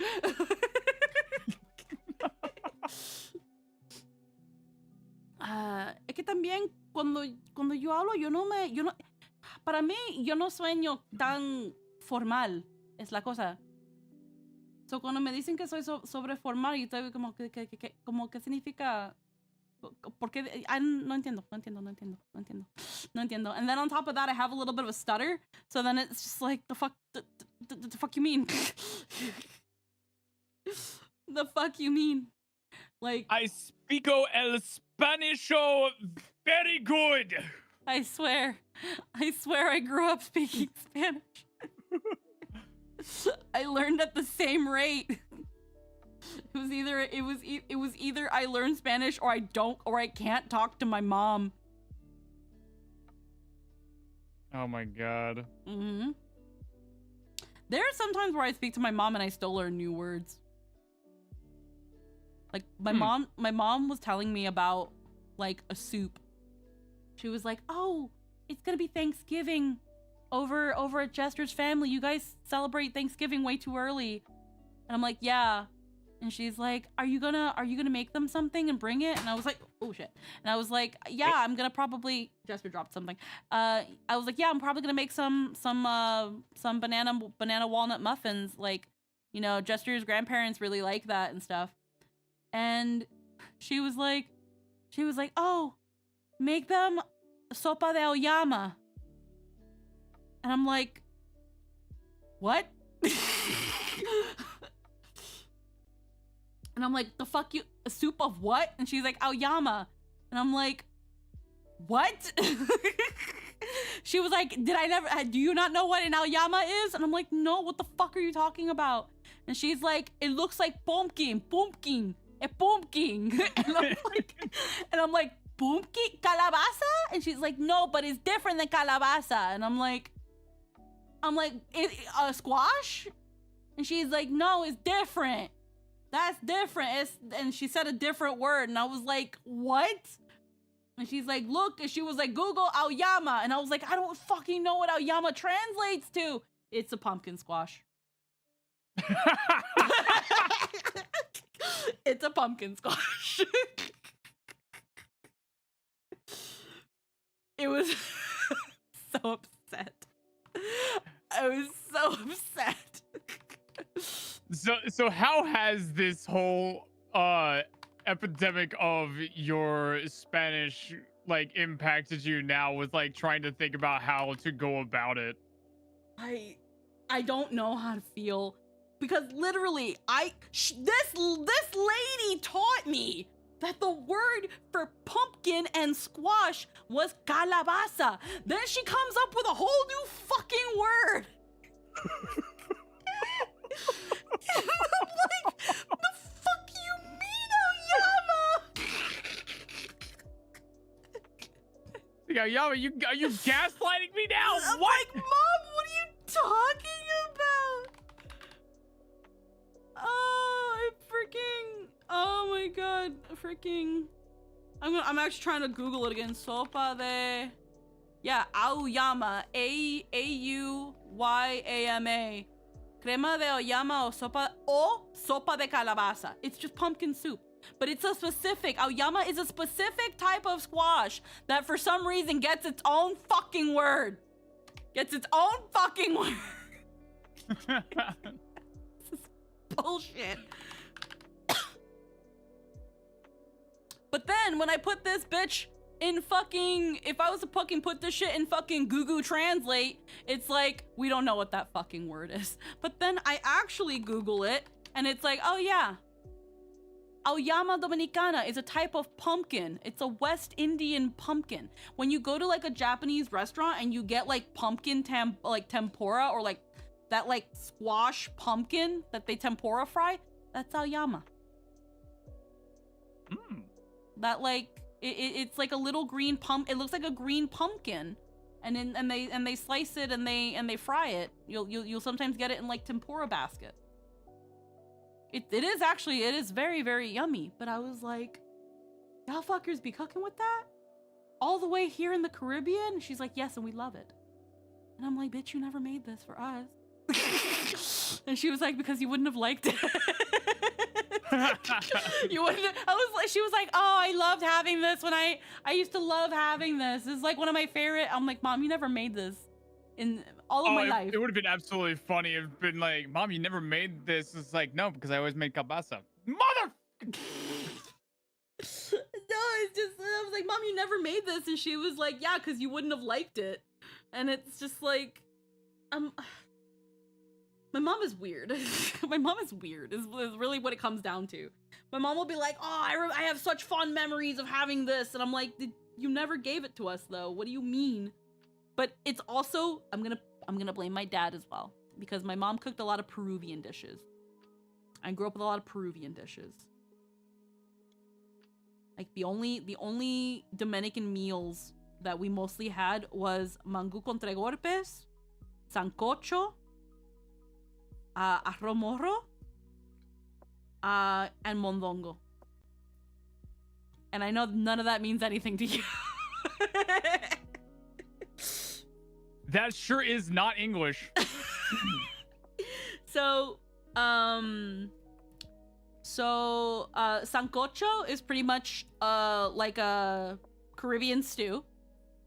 You can get it in Puerto Rico as well. It's usually really thick. It's got like chunks of plantain and meat in there.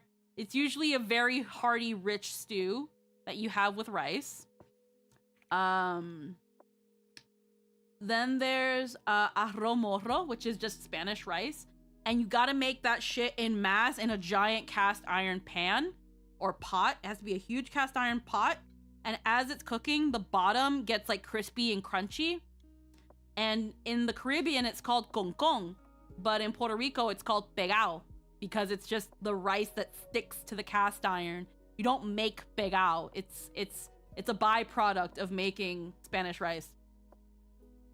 There's an Iron Mouse clip of her raging at Gordon Ramsay for it because he tried to make it and he didn't do it. He made rice.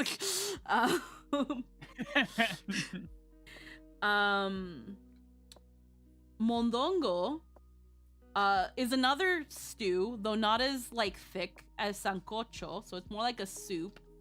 And one of the main components is tripe, beef tripe. Did I hear soup? Hi, Vivi. Ave. Heckin', so I remember my mom would buy like a bunch of beef tripe because it was cheap. And she'd put it in a pressure cooker and the house would smell like fart for like the next 3 hours. And then she would cut it up and she would rinse it and cut it up. And she'd make this just amazing stew with it. Whenever my mom would tell me and my brother that she was making mondongo, we would get so excited. And again, just a wonderful, hearty, savory soup that you put rice in there. You eat it with rice. You drizzle that on rice. And it was so fucking good. Mangu con tres golpes is a traditional Dominican breakfast where you take plantain and you mash it like potatoes. And the tres golpes, which translates to the 3 punches, is you take eggs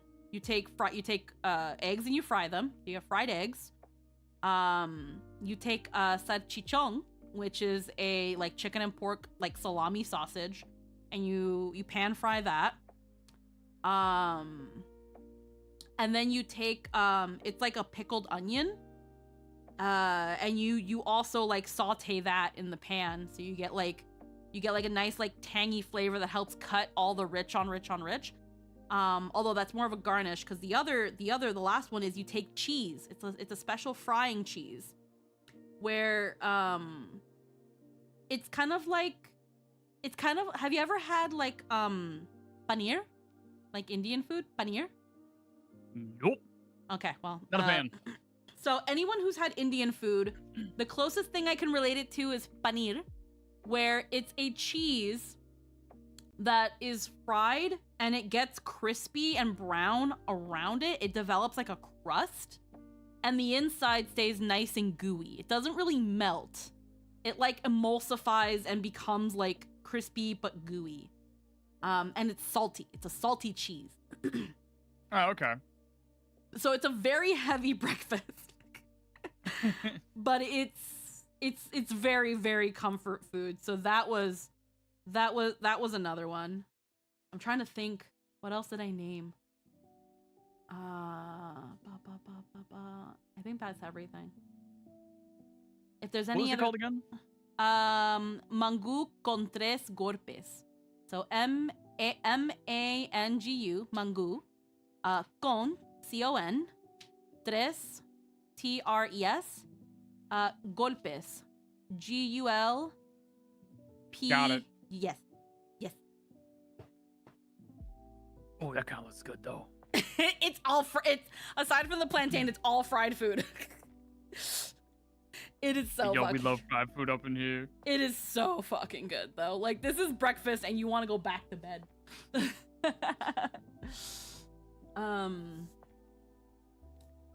I think when I visited my family back in 2019, we were gonna be over in Jersey at like 8 a.m. So when I called my mom, I was like, Mom, when you guys pick us up, we're gonna like need to sleep for a little bit. We're really tired, but can you make us mango con tres golpes? And she was like, absolutely. Absolutely. I was like, I need Jester to try it, and he was like, I think you said it was really heavy and you wanted to go back to bed. Very, very heavy, but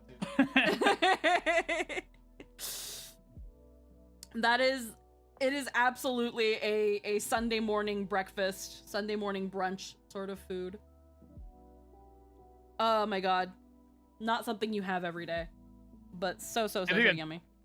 I think it's gotta be like one of the best kind of foods to have, where it's just like, it is so heavy, and like, especially like if you have the time for it, to be able to have something like really heavy food, and you're just like, oh, I'm so sleepy, and you're just like, I can just go take a nap. Yeah, I don't have to worry about you're gonna go anything. back to bed. I'm just gonna, it's like, I've got food in my belly. It's all, well, I feel good. I'm gonna take a hearty nap, and then you do, and then you wake up, and you're just like, oh God, I've wasted my day. It's all gone. Day's gone. We had brunch earlier today. We went to like this breakfast and lunch place, and normally when I go there, I get like just some eggs and bacon. It comes with potato wedges. They have like a sweet and savory platter, so you can get like bacon and eggs and potato wedge, and then for their sweet side, they'll have like a crepe with fruit and custard.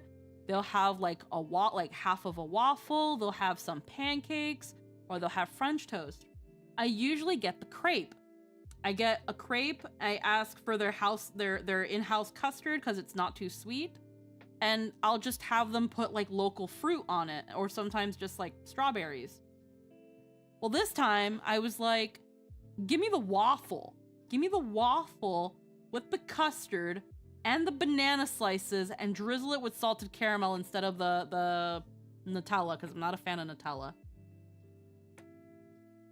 And I forgot that banana, wonderful fruit, love banana, but it is probably one of the richer, denser fruits. It's not like pineapple, where like you can bite into a pineapple and it kind of like, it's tart and sweet, and it kind of cuts through the richness. Banana adds to it. So I couldn't finish this waffle. I wanted to die. I was like, it's just half a waffle, but it's like a Belgian waffle, so it's thick. Covered in bananas and just that lightest salted caramel drizzle. So it was just bread. And then creamy custard and sweet banana and sweet, oh my god, it was sweet on sweet on sweet. It was so much. Jester gave me like a slice of his pineapple because he ordered the eggs Benny, and it comes with a side of like just a medley of fruit. He doesn't like pineapple. I bit into that pineapple and I was just like, it was like I licked a lemon. It's just like my face went inward. I was like, what? I was like, what the fuck?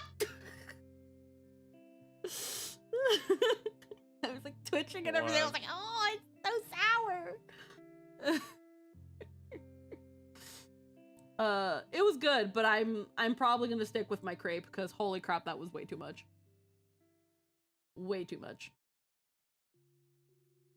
Yeah, that sounds about right.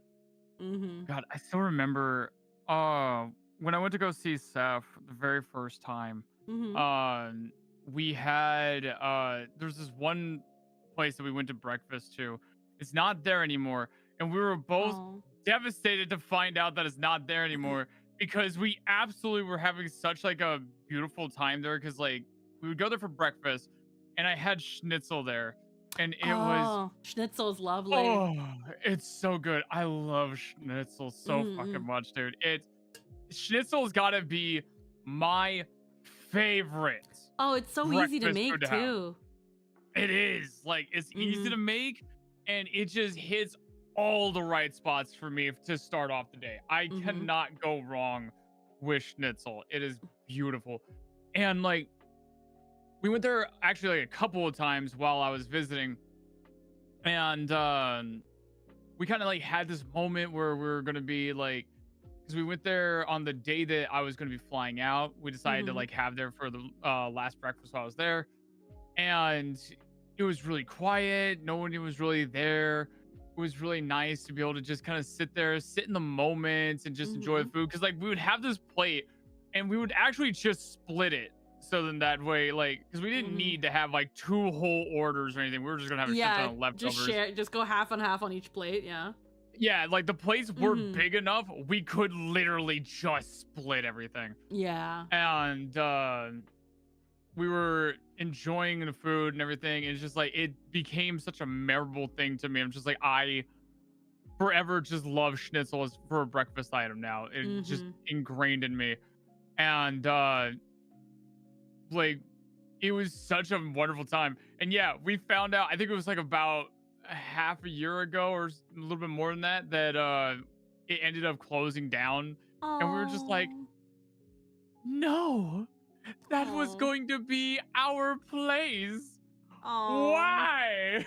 Oh, that sucks. Yeah, but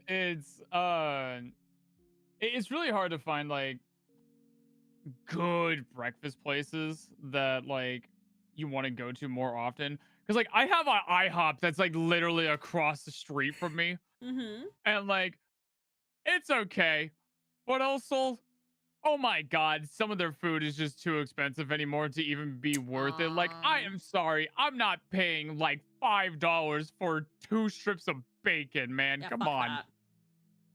$4 for a slice of white bread, lightly toasted. Off. No. Like, there's a breakfast and lunch chain in BC, and I think it's all over Canada actually. Yeah, it's called it started Eastern. Yeah, so it started Eastern, called Cora. That place is it's a brunch chain essentially, and it's really good. They don't have schnitzel there though. We did go to this one restaurant when we were going to a wedding, where they made this thing called, is it pronounced like panencock or something like that? Pankok. It's essentially a giant pancake, and it's filled with stuff. It's like a savory pancake. It's almost like it's like, and I think what origin is it? Is it like Welsh or something? It's honestly, it's like if I was to relate it to another food when I think of a savory pancake, it's like okonomiyaki but European. European okonomiyaki. Ay, coño. It's Pankok. There we go. What is Dutch pancake? A pankok or Dutch pancake is a style of pancake with origins in the Netherlands, usually larger and much thinner than their American or Scotch pancake counterparts, but not as thin as crepes. They may incorporate slices of bacon, apples, cheese, or raisins. Yeah, you can get them sweet or savory, and they'll have bits of this stuff. And I think the one we had bits of ham. I think ham. What else did we have in ours? That we split? Like ham, hash brown, egg. Ham, hash brown, egg, like cheese. Some like there was cheese in chopped there. up onion or Chopped onion. I think you could get mushroom in it, but I never did. Like, yeah, you get a lot. It was pretty rich. I had to put ketchup on mine. So, and I know which one you're talking about, Grant. You're talking about bannock. Like when you say Indian fry bread, do you mean like Native American? Cause there's a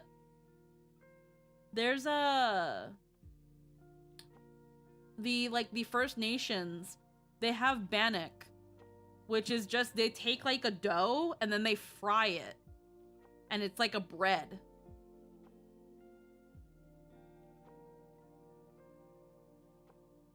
And they have that here too. And bannock is really good. It's pretty much just fried dough, though. Hey, I'm into fried dough. Oh yeah, no, it's lovely. who was it that I was like, they need to try a fried Oreo? Was it you, Varendell? Someone's Navajo fry bread. Oh. Yeah, no, I only know of Bannock. Heckin', there was somebody where I was being, I kept telling them, I was like, if you ever get the chance to get a fried Oreo, I can't remember who it was. Was it me? I don't know. I feel like it was. I remember you talking about fried Oreo. It could have been. It could have been. That's why I'm like, it was either you or Varendell, where I was like, try a fried Oreo. And when I told them about a fried Oreo, they were like, that sounds horrible. They were like, ew, that sounds gross. And I was like, no, it's fucking, it's dipped in pancake batter and fried. Must have been V. I feel like it might have been Vivi. I feel like it might have been Vivi. I feel like his reaction would have been like, ew, that sounds like it's too much. And like, it's like, yeah, you would. You eat like a bird. Heckin'.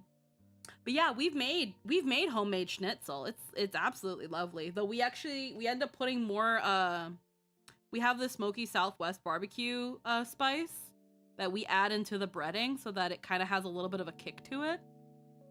Mm. And then we make mashed potatoes and gravy. Or we'll grill asparagus. Oh, we'll grill asparagus too. Yeah. To do like a mushroom gravy. Oh yeah, mushroom gravy is also really good. Yeah, I didn't have schnitzel until I came to Canada. Ugh. Until I came to Canada. You can make chicken schnitzel as well, but I've never really tried. Do you think chicken schnitzel would be good? You do the same thing you do with pork chops. You smash a chicken breast flat. Yeah, but like, I don't know. I feel like I don't feel like it'd be the same like level of comfort as with pork. yeah, I don't think like I've only had pork schnitzel, so I can't confirm or deny. Like I think that chicken schnitzel would be a really good like mid-afternoon food. That'd be like chicken patty. I don't think it would be it's basically, that's just kind of basically a chicken patty, like, if anything, but like, yeah, with schnitzel with pork, like that's a breakfast item right there. Like, pork is just see, I've only ever way had it better as as dinner. breakfast. I've only ever had it as dinner. Schnitzel? Yeah, schnitzel as dinner. Nah, it's crazy. You gotta have schnitzel for breakfast. Like, because like with because Jester's the one that mostly makes it. You gotta pound the pork, and then you gotta bread it, and then egg wash, and then bread it again, so you get a nice crispy layer, and you gotta pan fry it. So you make like we make a bunch, and like if we want to have it for breakfast the next day, we do. But it like the way Jester's family introduced it to us, they introduced it as a dinner thing. You can have it as a breakfast. Oh, I believe you. I'm just like, because it's so heavy. Because like again, when your parents introduced me to it, they were like, yeah, schnitzel, gravy, mashed potatoes, grilled asparagus, and it was like, damn, that's dinner. That's the breakfast food right there. Like, have you had it as dinner though? Have it as dinner. Have it as dinner one day. I've had pancakes for dinner. You could have schnitzel for dinner. I mean, to be fair, I could have schnitzel whenever and I would be satisfied. Like, I don't care if it's breakfast, lunch, dinner, like, I don't care. I will absolutely eat the hell out of it every time. Like, it is just, wow, it's so good. Yeah. It's fun when you make it together, though. It is definitely fun. So oh my god, I can't wait to cook again with Seth. Mm-hmm. Oh, because they're gonna be, because like, they're. Yeah, keep going. Yeah, because like they're with V right now, hanging out, and after the week passes, after Halloween, I'm gonna be meeting up with them to another friend's place, our friend Armor. we're all going to be getting together to hang out and enjoy food and stuff and hanging out with them. And then Steph is coming with me to stay for a few weeks, and we're going to be able to just vibe and enjoy a little bit of extra domestic life again, and just be able to do some cooking. We've been really aching to be able to do that. Yeah, we're definitely wanting to make schnitzel. Yeah, you gotta get like you gotta get like those like Minecraft looking pork chops. You gotta get those pack of pork chops that are like freaking $15 for like 12, maybe even less, because pork's pretty cheap. I think I got like a 16 pack for like $10. Oh man, I'm in Iowa. Pork is like the cheapest here. Yeah, and like, then just make a plate of schnitzel, just a full-on, just stacks of schnitzel. You only ever really need like one, maybe 1.5 if you're super hungry, and just make it together. It's so much fun. Like, me and Jester love when we cook together. And like, it's also really funny too, because like my grandpa used to make well, we would always call it breaded pork chops, and they were really good. But as I think about it a little bit more and more, it's like he would always tenderize the living shit out of them.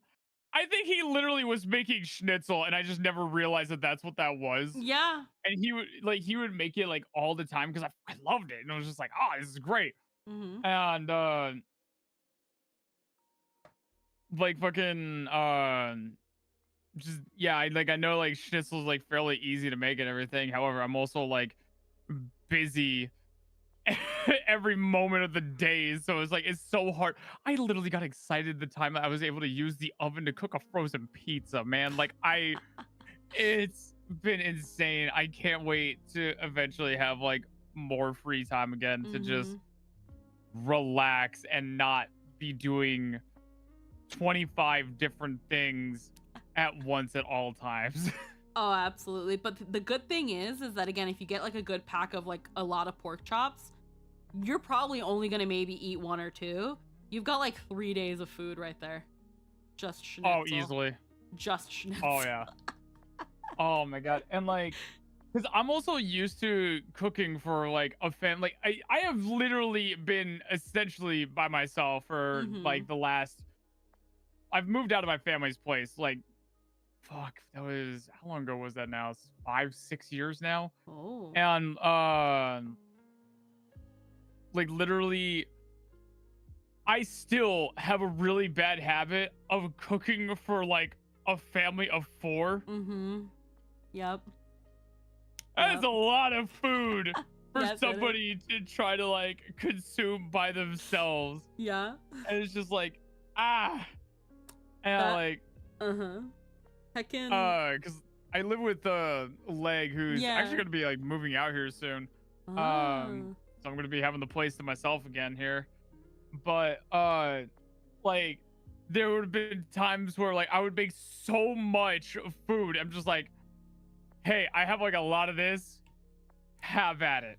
Yup. There's like 4 days worth of food for 2 people.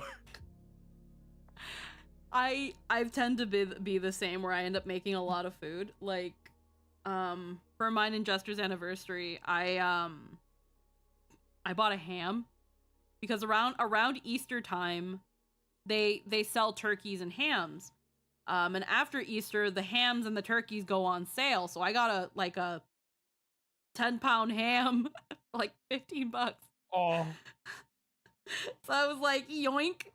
And I held on to it until our anniversary, and I made us this whole dinner with like sausage stuffing, with potatoes, with gravy, again, that whole ass fucking ham. And we just had food for days, and I was just like, should we give this away? Like, I ended up still having like a third of that ham left, so I took that ham bone after like a week and a half of having this ham in the fridge and the ham bone in the freezer, and I just made this huge fucking pot of split pea ham soup. And then that was in my fridge for another like 3 months. Oh God.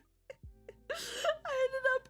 I just imagine like having all that ham for only $15, and I'm just like, well, time to incorporate this into literally every single meal somewhere or another. Let's get experimental. I did similar last Thanksgiving because I still wanted to have like American Thanksgiving just with me and Jester. Same thing. Spiral ham, biscuits, stuffing, gravy, potatoes. I think we did asparagus too. Ended up with a fuck ton of leftover ham. I ended up giving it some to my boss, and I was like, "Here, I made too much dinner. I made too much. I made too much, and here you go. Here you go. Please eat this. Please I take don't want to throw it away. I don't. I made too much food. My hubris got the best of me. Please fix my mistake by consuming my food. I made so much fucking stuffing. Because I love stuffing so fucking much. Oh, it is the best part. And I had found this really good recipe from that one chef chick on freaking TikTok. And I copied her recipe to a T, but when I followed it, I looked at the loaf of bread I got. It was a loaf of everything bagel sourdough. And I cut it up, I turned it into croutons and like dried it out. And I looked at the bread and I was like, that doesn't look like enough bread. So I bought another loaf of sourdough. But I couldn't find another everything bagel sourdough. But I found an onion and garlic sourdough that had like pieces of it in the bread. So I was like, fuck yes. So I got 2 stuffing with 8 Italian sausages, 4 sweet and 4 spicy, 2 loaves of sourdough, and then you've got your lettuce, you've got your, I think I did carrot? Lettuce, I think I did carrot, I think I did mushrooms as well, and then all of your herbs and spices, and I just had this big ass fucking casserole dish, this 13x9, just stuffed, like mountain pile of stuffing. And I was like, oh fuck yeah, I'm gonna hate stuffing by the end of this. I'm gonna eat the fuck out of this until I hate it. I'm gonna put so much cranberry jam on this shit. Oh yeah. Oh god.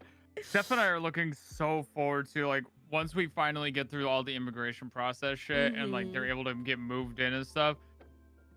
They're really excited to be able to like cook and just like be comfortable to like do whatever they want like in the kitchen, not have to like worry about anybody else stuff because it's literally just going to be me and them. And like I'm also really excited for them because I also know that we have a grocery store right nearby and we'll always be able to afford like just getting groceries and ingredients to cook and stuff. So like they never have to worry about like, oh well, I'm like I don't have enough to be able to like get ingredients for this, or it's too far away to be able to just walk to, so you have to like drive or something. It's like, oh no, we're always going to be able to get stuff stocked. So like if you're in the mood for something, then we can just stop by the store and grab some of the ingredients so you can cook it up or something. Absolutely. And just because like Steph has mentioned before, like they really like the idea of being able to have times to cook for me because of the fact that like, as you know, like I'm extremely busy all the time. I don't know if I've made that clear yet. You're like full on studying and stuff. Yeah. And I mean, shit, I was super busy before that. Then I got really stressed with life stuff, and I thought, well, instead of cutting my hair as a sign of I need to control something in my life, I'm going to throw myself into education because that's totally fucking sane of me. Let's spend thousands of dollars. Actually, the college owes me money. That's the wildest part of it.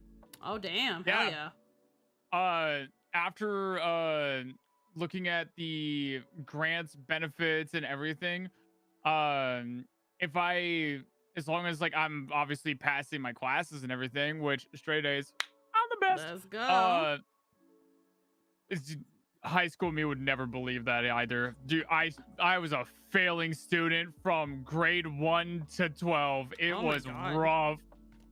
Oh yeah, because like I used to be well, I mean, like I got medicated back in like Yeah. 4th grade, Mhm. and then I was on Ritalin, so Mhm. that turned me into a little zombie, a little smart zombie, but a zombie nonetheless, and that Mhm. freaked out my parents. And so instead of looking for alternatives, they just took me off of it, and then I never got medicated again until literally this January. Yeah. And boy howdy, I really wish that I was medicated throughout all of my education, because I probably would have actually graduated high school. Oh. Yeah, you mentioned that you got your GED as well. Yeah, it was basically just kind of like I was at a point where it's just like I'm not going to be able to graduate because I literally was in my senior year of high school Mm-hmm. with 9 credits, and I needed 24 to pass. Oh. 9 credits is like what you should have by like the end of your freshman year of high school. Oh, wow. So it's just like, yeah, so it's just kind of like, all right, I'm not graduating. I'm just going to go work full time because this is clearly not going to work out for me. This is kind of a waste of time at this point. Oh, And, wow. but yeah, so now that I've been on medication, like I've been able to study a lot more. I've been able to focus more. I've been able to actually do a lot. When I was going through studying on art, I was able to like excel at it fairly quickly. Mhm. Unfortunately, life kind of got ahead of me with a lot of different stresses, and it's like, I'm gonna have to put this aside for now. And then now I'm starting to get back into it again very slowly, but I'm at the end of my first semester of college. So like as soon as this weekend is over with, the new semester begins, and I will Mhm. not have to worry about playing catch up for several weeks at a time, because I was having like a lot of issues with Canvas, which is like the online Mm. program that my school uses. Yeah, yeah, yeah. And but to get back to it, Seth is like really excited to be able to like cook food for me like whenever I'm like super busy with stuff, and instead of like having to be forced to do takeout or like order Mhm. out, do DoorDash or something. Seth will Yeah. be able to just make something for me and then like bring me food so I can continue to work on my stuff while being Mhm. able to actually eat. There's a lot of recipes out there that make really good lazy food. Like a really good lazy food that we like to make. We just get like a pork shoulder. Just dry rub that, let it sit and dry rub overnight, and heckin' sear that shit on the grill, and then slow cook it in the oven for like 3 hours, and you've got pulled pork for like 3 days. Oh hell yeah. Mm-hmm. I'd say if you were able to get your hands on cheese curds, since you're not in Canada, you can make a poutine with that. Pulled pork poutine is so fucking good. Oh, I feel like if Seth was listening in right now, their ears perked really hard. Yeah, because I never had cheese curds until I came to Canada. And I don't think... Some places in the States you might be able to find cheese curds. But in Canada, it's very easy to find cheese curds. And mostly every place has poutine in some way, shape, or form. But there's something about making poutine at home. Even if it's just even if it's just oven fries. Just whip up some gravy, get some fries going, and then just frickin' throw that pulled pork with that hot gravy and cheese. And oh my god, it's so fucking good. It's so and good. it would definitely do a lot better for Seth to try that after the fiasco that was trying poutine in America for the first time. because Steph really wanted me to try poutine, and I was just like, I guess, sure, fine. And then there was this restaurant that I really wanted to take them to called Zombie Burger, and it's like one of those things where it's like, if you come to town here, like you gotta try Zombie Burger at least once, because it kind of grew to be a very beloved like place to go to in our town. Yeah, it's a town staple. They even, yeah, thank you. That's the word I was looking for, a staple. And they even used to, I can't believe they took it down to this day. They used to actually have a mural inside the restaurant that would be the street that they were on. Like it was a beautiful mural that was somebody painted the street itself, and then like infested with like zombies and everything. Like it was a post-apocalyptic version of it and everything. And like you could recognize like the area and everything. Like it looked so good. And they got rid of it for some reason. It's just like, why? Why would you do that? That's like, was art. the mural like painted on their walls? Yeah. And oh, that's horrible. Like they just straight up like got rid of it. And it's just like, brother, come on. Oh, that's so sad. That's basically a landmark at that point, man. And did they like, was it just like a new management sort of thing where they just tried to go like a minimalist direction, so they got all the character out? Basically. Ah, I fucking hate that shit. Dude, I'm gonna go on a tirade about that. I'm gonna keep it short. Minimalist shit has got to be the worst fucking decision I have ever seen companies ever do. I hate it so much. It sucks the whimsy and fun out of literally everything. I get it. McDonald's isn't exactly the greatest place or anything, but where's the golden arches anymore? Where's the red roofs? Where's the fun? There's nothing anymore. It's so minimalist. It's capitalist. It sucks. I hate it. I want to feel like a child when I go into those places. And no, I feel like an adult just trying to get one black coffee and go hate my day. See, like, it's funny in a way because, like, in Canada, well, like, I don't think in the States the McDonald's have play places in them anymore, do they? No. They've stopped doing those. Like if there's a McDonald's that gets built, they do not build those play places anymore. And like if they had a play place, they're slowly like kind of just phasing them out. The one in my town has a play place still. Oh. Yeah, cause like there's a couple of places I've seen that's still up that does still have a play place, but like they're nowhere near as like popular anymore. And yeah, as Pyron was saying, ever since COVID, those play places are abandoned basically. Yeah, it's like, oh my god, COVID just decimated social interactions in like public places, and I hate it so much. Mall culture was already dying, but oh my god, I didn't expect the pandemic to be like, don't get me started on mall culture. Oh my god, it doesn't exist anymore. I miss it so bad, man, dude. Let me grab a quick drink and I'll tell you about mall culture. Oh my god. Oh my god. Like, I was somebody who grew up. I can't remember if she can still hear me or not, but either way, like, so mall culture. Heckin', as someone who has worked, in the biggest mall in Jersey, and now works in what I would probably say is the dinkiest mall ever. Mall culture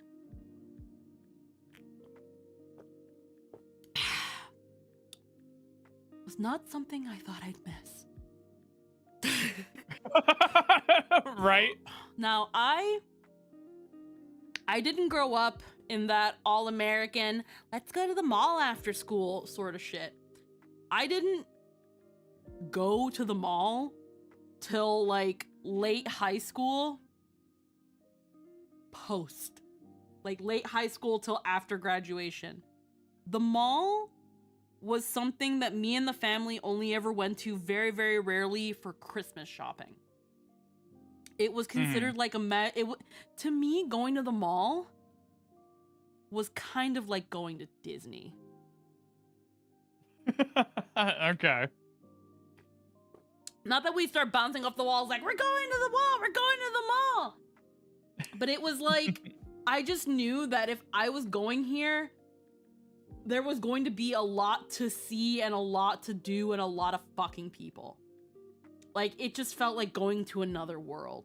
And the mall my family used to frequent wasn't even the biggest mall in Jersey. It was just another Jersey mall. So when I decided to start working, and I started working in the Garden State Plaza, and this is now college, I kind of got to see for myself what mall culture was. Because the great thing about mall culture is that you're never old enough for mall culture. You can always just, let's go to the mall.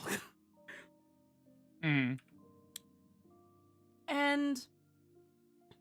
I can see now, especially going into this town I'm in specifically, is a town that people move in to retire or to start a family. But the problem is that it caters mostly to seniors.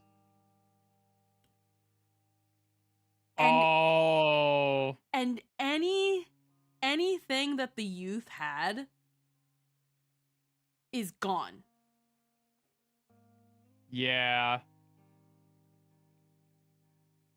Like our mall still gets pretty regular patronage. It's still a mall at the end of the day. But there's nothing in there that like young kids, like the youth, want to see or do.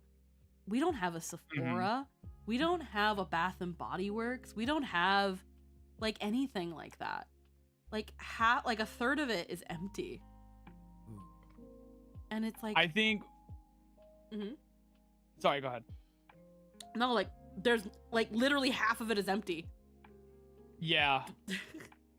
And like I remember witnessing the start of what I knew was the true death of the mall that was local to me. Which was when the arcade changed management. Because one, the arcade changed management and we lost like half of the arcade cabinets. One of them was the most important arcade cabinet there. Not just for me, even though I am very biased about the fact that yes, it would be in fact the most important arcade cabinet that you could ever put inside of an arcade. They essentially took half of the arcade cabinets out and then shoved them all up towards the entrance and basically sealed off like 70% of the arcade. Because like it was like this long, like the arcade was like a really long room that would just have like wall-to-wall cabinets.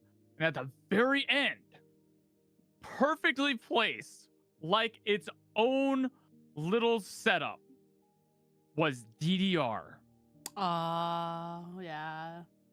So you would always be able to see, even when you enter in and you look around the coin slot or the coin machine, you can see the DDR machine in the back, the blaring lights, the flashing colors and everything, and you're like, yeah, it's right there, baby. Like there was nothing down the center of this arcade before. It was all open in the center. All the cabinets were against the walls, but there were still plenty of them, and so you had clear view of that beautiful DDR machine. And it was literally one of my favorite DDRs, Dance Dance Revolution, fucking Extreme, and had my favorite songs on there. And an arcade wasn't an arcade without a DDR machine. Basically, and shit, even when they have like, I'll even allow for the like Costco version of DDR where they use the goddamn corners instead of cardinal directions. Yeah. Which is always the weirdest thing to me. But not only did it change management, they got rid of half of the machines, including DDR. They got rid of the best one. What the fuck? And like they got rid of half of the arcade, so they're basically just wasting space at that point. Mm-hmm. But they had to change the name. Originally, the arcade name was called Timeout, which that's an arcade name. Yeah. Like you can't argue against that. Like if you hear, hey, you want to go to Timeout, and you're like in your teens and your friends are saying this, you probably are aware they're talking about an arcade or something. Mm-hmm. Such like a 90s kind of vibe for an arcade. Right. And it definitely was. It was around through the 90s and like the very early aughts. Mm-hmm. But with the change of management, they had to change the name of it. And so not only did we lose half of the cabinets, including the best games out of those, not only did it become a very small, inferior version of itself by shoving all the cabinets towards the entrance, basically making it look like the size of a Walmart arcade room. But like, they changed the name from Timeout to Dillyland. Dillyland? Dillyland. I looked at that. I looked up and saw that name and I went, oh, I can't come here anymore. That sounds like somewhere you go to get molested. Oh my god. Dillyland's where you go get fucking diddled, man. What the fuck you mean, Dillyland? It was so bad. So like, it was such a bad name. It was a bad setup. That sounds like a psychological horror everywhere. site. Steven Spielberg's and Paramount presents Return to Dillyland. Oh my god, starring Nicolas Cage. Yeah, it's gotta star Nicolas Cage. It's that really weird type of movie too. It's a so weird it's just like horror comedy, dark horror comedy. Oh no, that is just the worst name. Yeah, Return to Dillyland. I don't know how you could come up with a name Dillyland and think that that's okay or even good at all. And like, I understand that like the original arcade owner, they probably saw the signs and they were just like, I'm out. Because yes, rents for those spaces were climbing up. That was the beginning of the death of malls and everything, because a lot of like rental spaces were hiking up too high to the point to where businesses just couldn't do anything with those anymore. It would almost be cheaper. Sometimes it was cheaper just to get their own building at that point. Yeah. That was like the first sign of, oh, the mall is dying. And then as things went on, more and more stores would close down and nothing would ever replace them. Nothing would ever move into those stores. They would just stay forever closed, except for the one Oriental shop that for some reason stays alive throughout all of it somehow. And like, I think the worst part about it too was the fact that eventually they demolished half of the mall. Oh. Like half of the building gone. And now what used to be the food court area, what used to be where they had what is it called? Oh my god. Carousel? I think it's called. Merry-go-round, like the merry-go-rounds and the carousel, like the one that you ride on. Yeah, they had a merry-go-round there. Yeah, a carousel. Yeah, they had a carousel like indoors. It was really cool. It like maybe not a lot of people used them, but enough. Like it's still kids nice like to them have and one stuff. of those. I think the Garden State Mall had one of those. Yeah, and it was really nice, and like it was kind of really cool to have a carousel inside the mall. It was really cool. And it was fun to like bring the family to the mall because like it had like a lot of stuff. It had a decent arcade with good cabinets. The food court was phenomenal. It had a lot of great choices to go from. And obviously like from the 90s aesthetics of the food courts with neon lights and everything. I eat that shit up. Malls with neon lights for their fucking food courts. I love that. And like the merry-go-round, the store choices and everything, clothing stores, accessory shops, like the Hot Topics and other places. Like I love just going into Hot Topic and Spencer's. Like they had so many great choices and stuff to go through. And now like half of that, like all of that, where the merry-go-round used to be indoors, where the food cafeteria was and all that was now in the open air.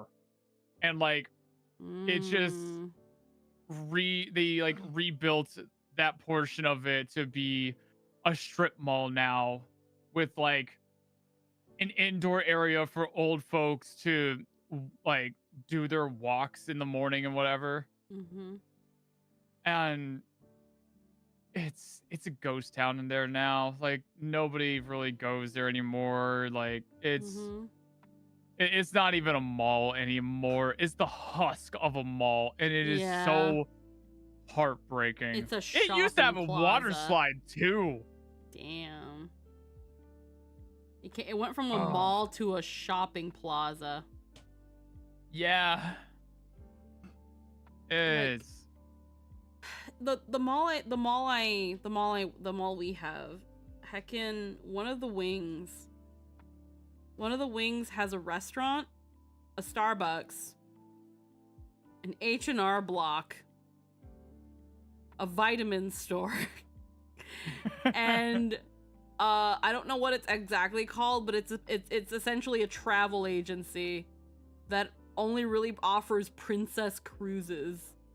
And it's just like, bruh, am I 18 or am I 85? Like, what is this shit?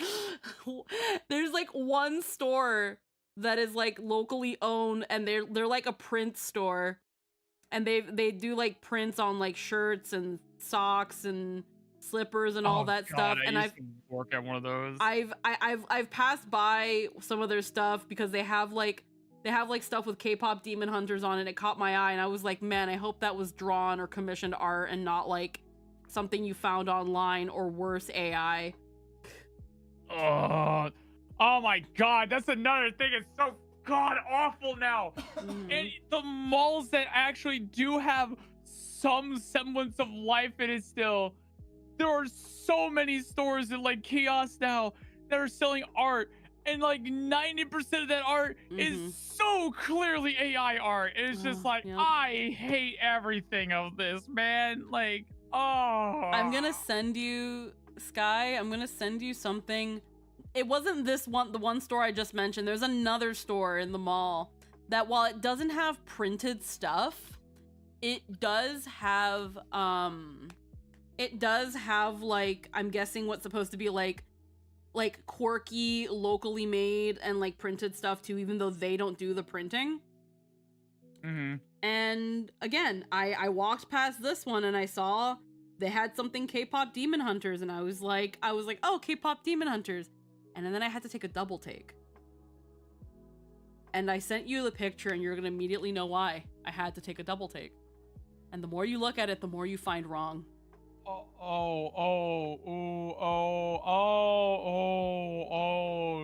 Oh, you are very, oh my God, everything.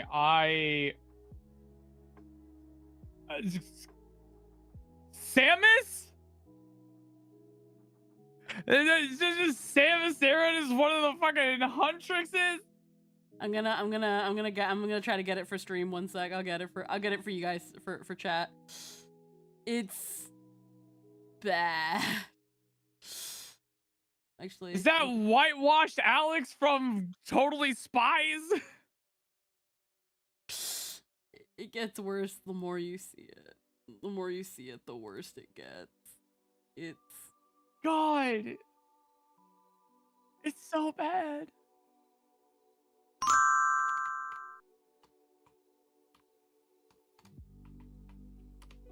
Heckin' Amimu, hello.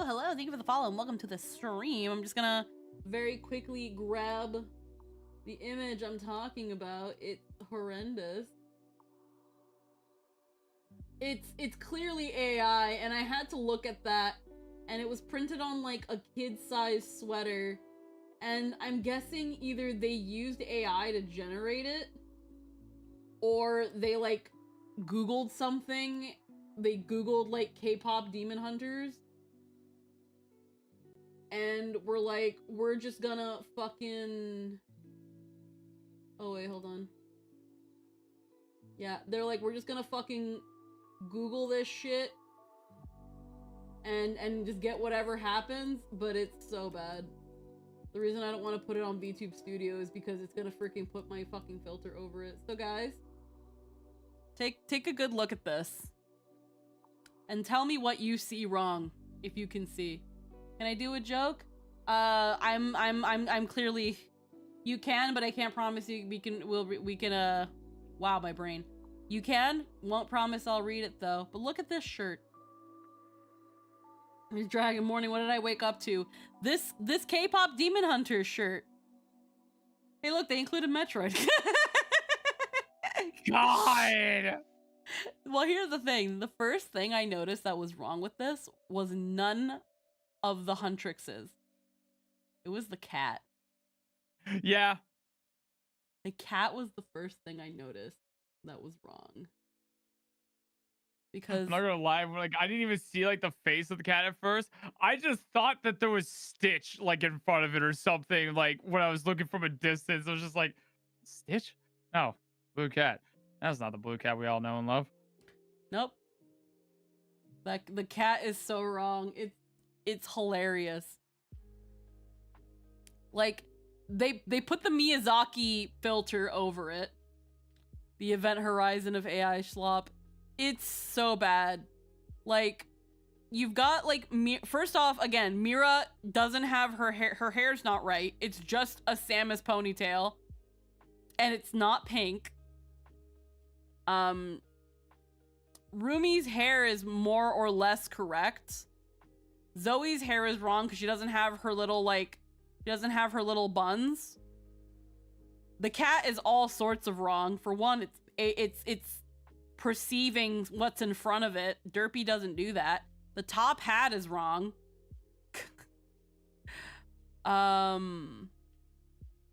It's just all sorts of Also, wrong. it feels like Mira's hand is like coming out of her boob.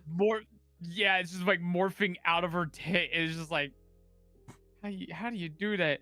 And like, the weirdness of like with Zoe's chest and arm kind of like phasing through the star a bit instead of like either being fully above or like in front of it or behind it. Like, yeah.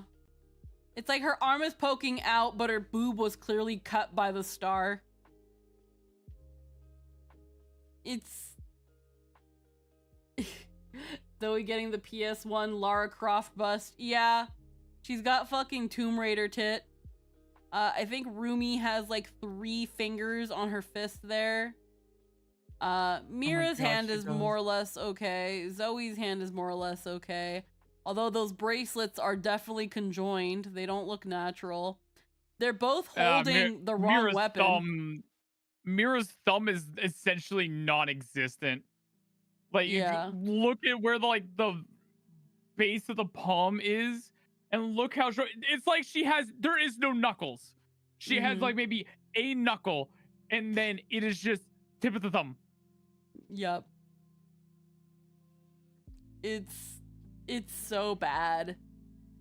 But the problem is that I wouldn't be surprised if like this is the kind of shirt that a grandma would buy for her kid, because it's like they saw it on the TV and it looks like that thing their grandchild likes, so they got them a Huntrix hoodie, and it's this shit. It's just Hey Sky, Yeah. you remember how like when we were kids and sometimes your grandma wouldn't know that she's buying you bootleg stuff for like Pokemon and shit? Oh, yeah. This is the next iteration of it. Dude, what's really crazy too is the fact that that shit would happen to me, except it wasn't bootleg. It wasn't bootleg Pokemon. It was just Digimon. Just Digimon. It was just Digimon thinking that it was Pokemon. It's like, oh yeah, so you like the little creatures, right? I'm like, yeah, I guess I kind of like Agumon. That's my favorite Pokemon. Yeah. I just remember, like, especially like when I heckin' visited, yeah, the little bell, heckin' Lionson. Hope you enjoy your lurk. Welcome.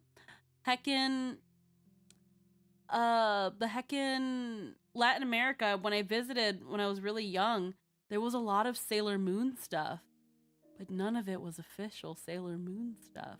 There was always something, even as a kid, that I was like, something's not quite right about Sailor Moon's face. Or like Ash's face, or Pikachu looks a little bit off, or doesn't have a tail. And like... Oh, that actually reminds me. I actually ran into something the last time I went to the mall that I took a picture of because I couldn't stop myself. And you better believe I did that right in front of the person who was selling it. Give me a quick second here. I'll grab it. There it is. Like, this is that thing of like when you see those bad bootleg memes, it's like, if it wasn't for the fact that this is AI, this would go on a bad bootleg and someone would buy it because it's a bad bootleg. This is a bad bootleg because it's freaking mass-produced AI slop, and I hate it. All right, here you go. Right. Do you like Pomni from Digital? You like Pomni from Digital Clownery, right? I haven't seen Digital Circus, but I am well aware of Pomni. Oh my god. They all look the same except for that one there. Wow, those look awful. You are free to like show us to the audience if you want to. Yeah, let me freaking grab this, and then let me heckin' wow that bad. Where did I save it? Here it is. The Poomnies. Look at them. The fuck? See, these, it's like, this is the bad bootleg where you kind of gotta love it. Like, the AI slap on a t-shirt, I'm just like, god fucking damn it. But the bad bootleg Pomni is beautiful. I gotta see if I have the fucking Charquaza in my fucking phone still. Like, please tell me I have Charquaza. Please. Please tell me I have Charquaza. I might not. I'm gonna freaking commit crossword. I can't find it. It's such an old photo. Such an old photo. I don't think I have it anymore. No, I do! Yes! Yes!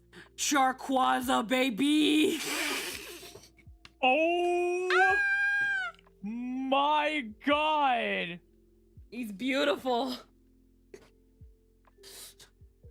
Look at that fat little bastard. I want him. Oh my god. Fucking Charquaza. I found this fucker in I saw this fucker at Comic-Con. I would have bought that in a heartbeat. At Comic-Con, there was a booth selling a bunch of Pokemon plushes. I got an Arcanine there. Ain't no way it's official. I also got like a chibi Zapdos. No way is it official. But I was just happy that it had Arcanine. I was happy that it had Zapdos. I didn't buy this fucker. I wasn't going to spend my money. But I was like, I'm taking a picture of Charquaza. I would have. That dude would have been Quasard. I would have absolutely made him the mascot of my entire room setup. Like he is the leader of all plushies. I refuse to say otherwise with that. How do you not buy that? I would have got, like, unless that bitch was like $90 or something, then like I can see, okay, definitely not. But like, if that bitch was like $25 to $30, nah, I'm buying it. There's no way I could let that go. That is a once in a lifetime. I already had Arcanine and Zapdos in my hand. I don't think I could have justified the Charquaza.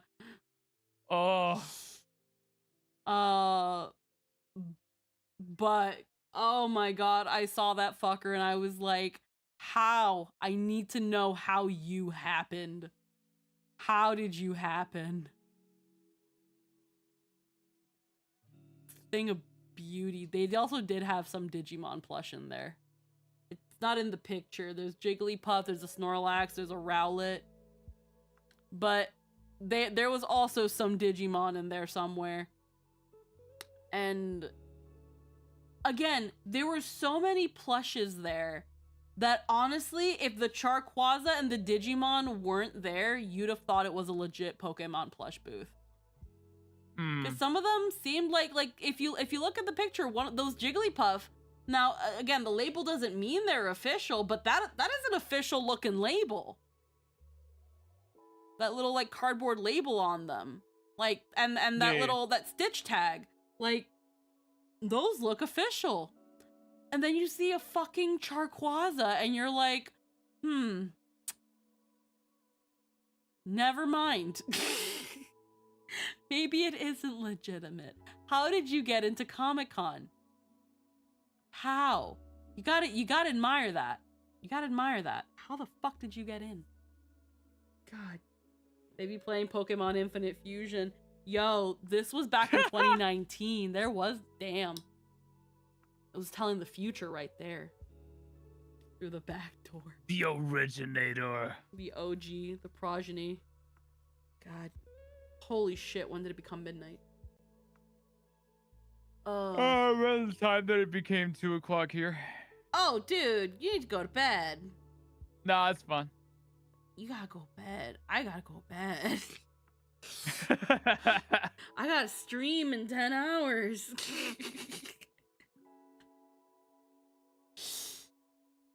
Oh. Yeah. I've had fun though.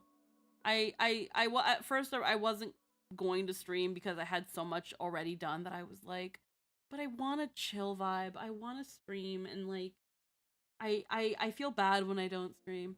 There was a Blastoise Kyogre too. I didn't see that. I would have absolutely taken a picture if there was one there. It would have been really funny. God. Fucking. Stop yawning, you're gonna make me yawn. And a Groudonsaur. A Groudonsaur. That would have been really funny. I don't know if Groudon and Venusaur would work well. It'd be funny. God. Mm-hmm. I definitely think it's gonna be time to wrap things up though. I gotta have sleepies. But yeah, you were able to push 3 hours. You're good. We've pushed 3 hours. Heckin', it's midnight. Heckin', Jester's got work in the morning as well. Heckin', thank you so much for spending time with me, Sky. Of course, I don't get to spend enough time with you, and like I kind of figured having a second energetic, loud voice in here might help kind of knock back the sleepies a little bit. Definitely. Heckin'. Ooh, Game Striker. Thank you for the follow. We're gonna be wrapping things up here. very, very soon. I'm just gonna see if there's anybody we should heckin' raid. Ooh. Spicy is doing some Resident Evil. Ooh. Heckin', we're gonna go say hi to them. We, on the other hand, at least me, I'm not sure about Skybean over here, but we will be back tomorrow. We will be going over the Honkai Star Rail heckin' live stream because I haven't seen it yet and I want to see what's going to be coming in 3.7. Heckin', it's been oh my god, Star Rail's been so freaking good story-wise, but I don't I hate gacha. Same. I hate gacha, bro. I got sucked into Cookie Run gacha. I'm so fucking mad about it. Can't relate. I Good. refuse to I don't touch want you to. gacha with a 10-foot pole. Like I've told people that I'm never going to tell people because that would break NDA if I got into Zenless Zone Zero. But there will be signs.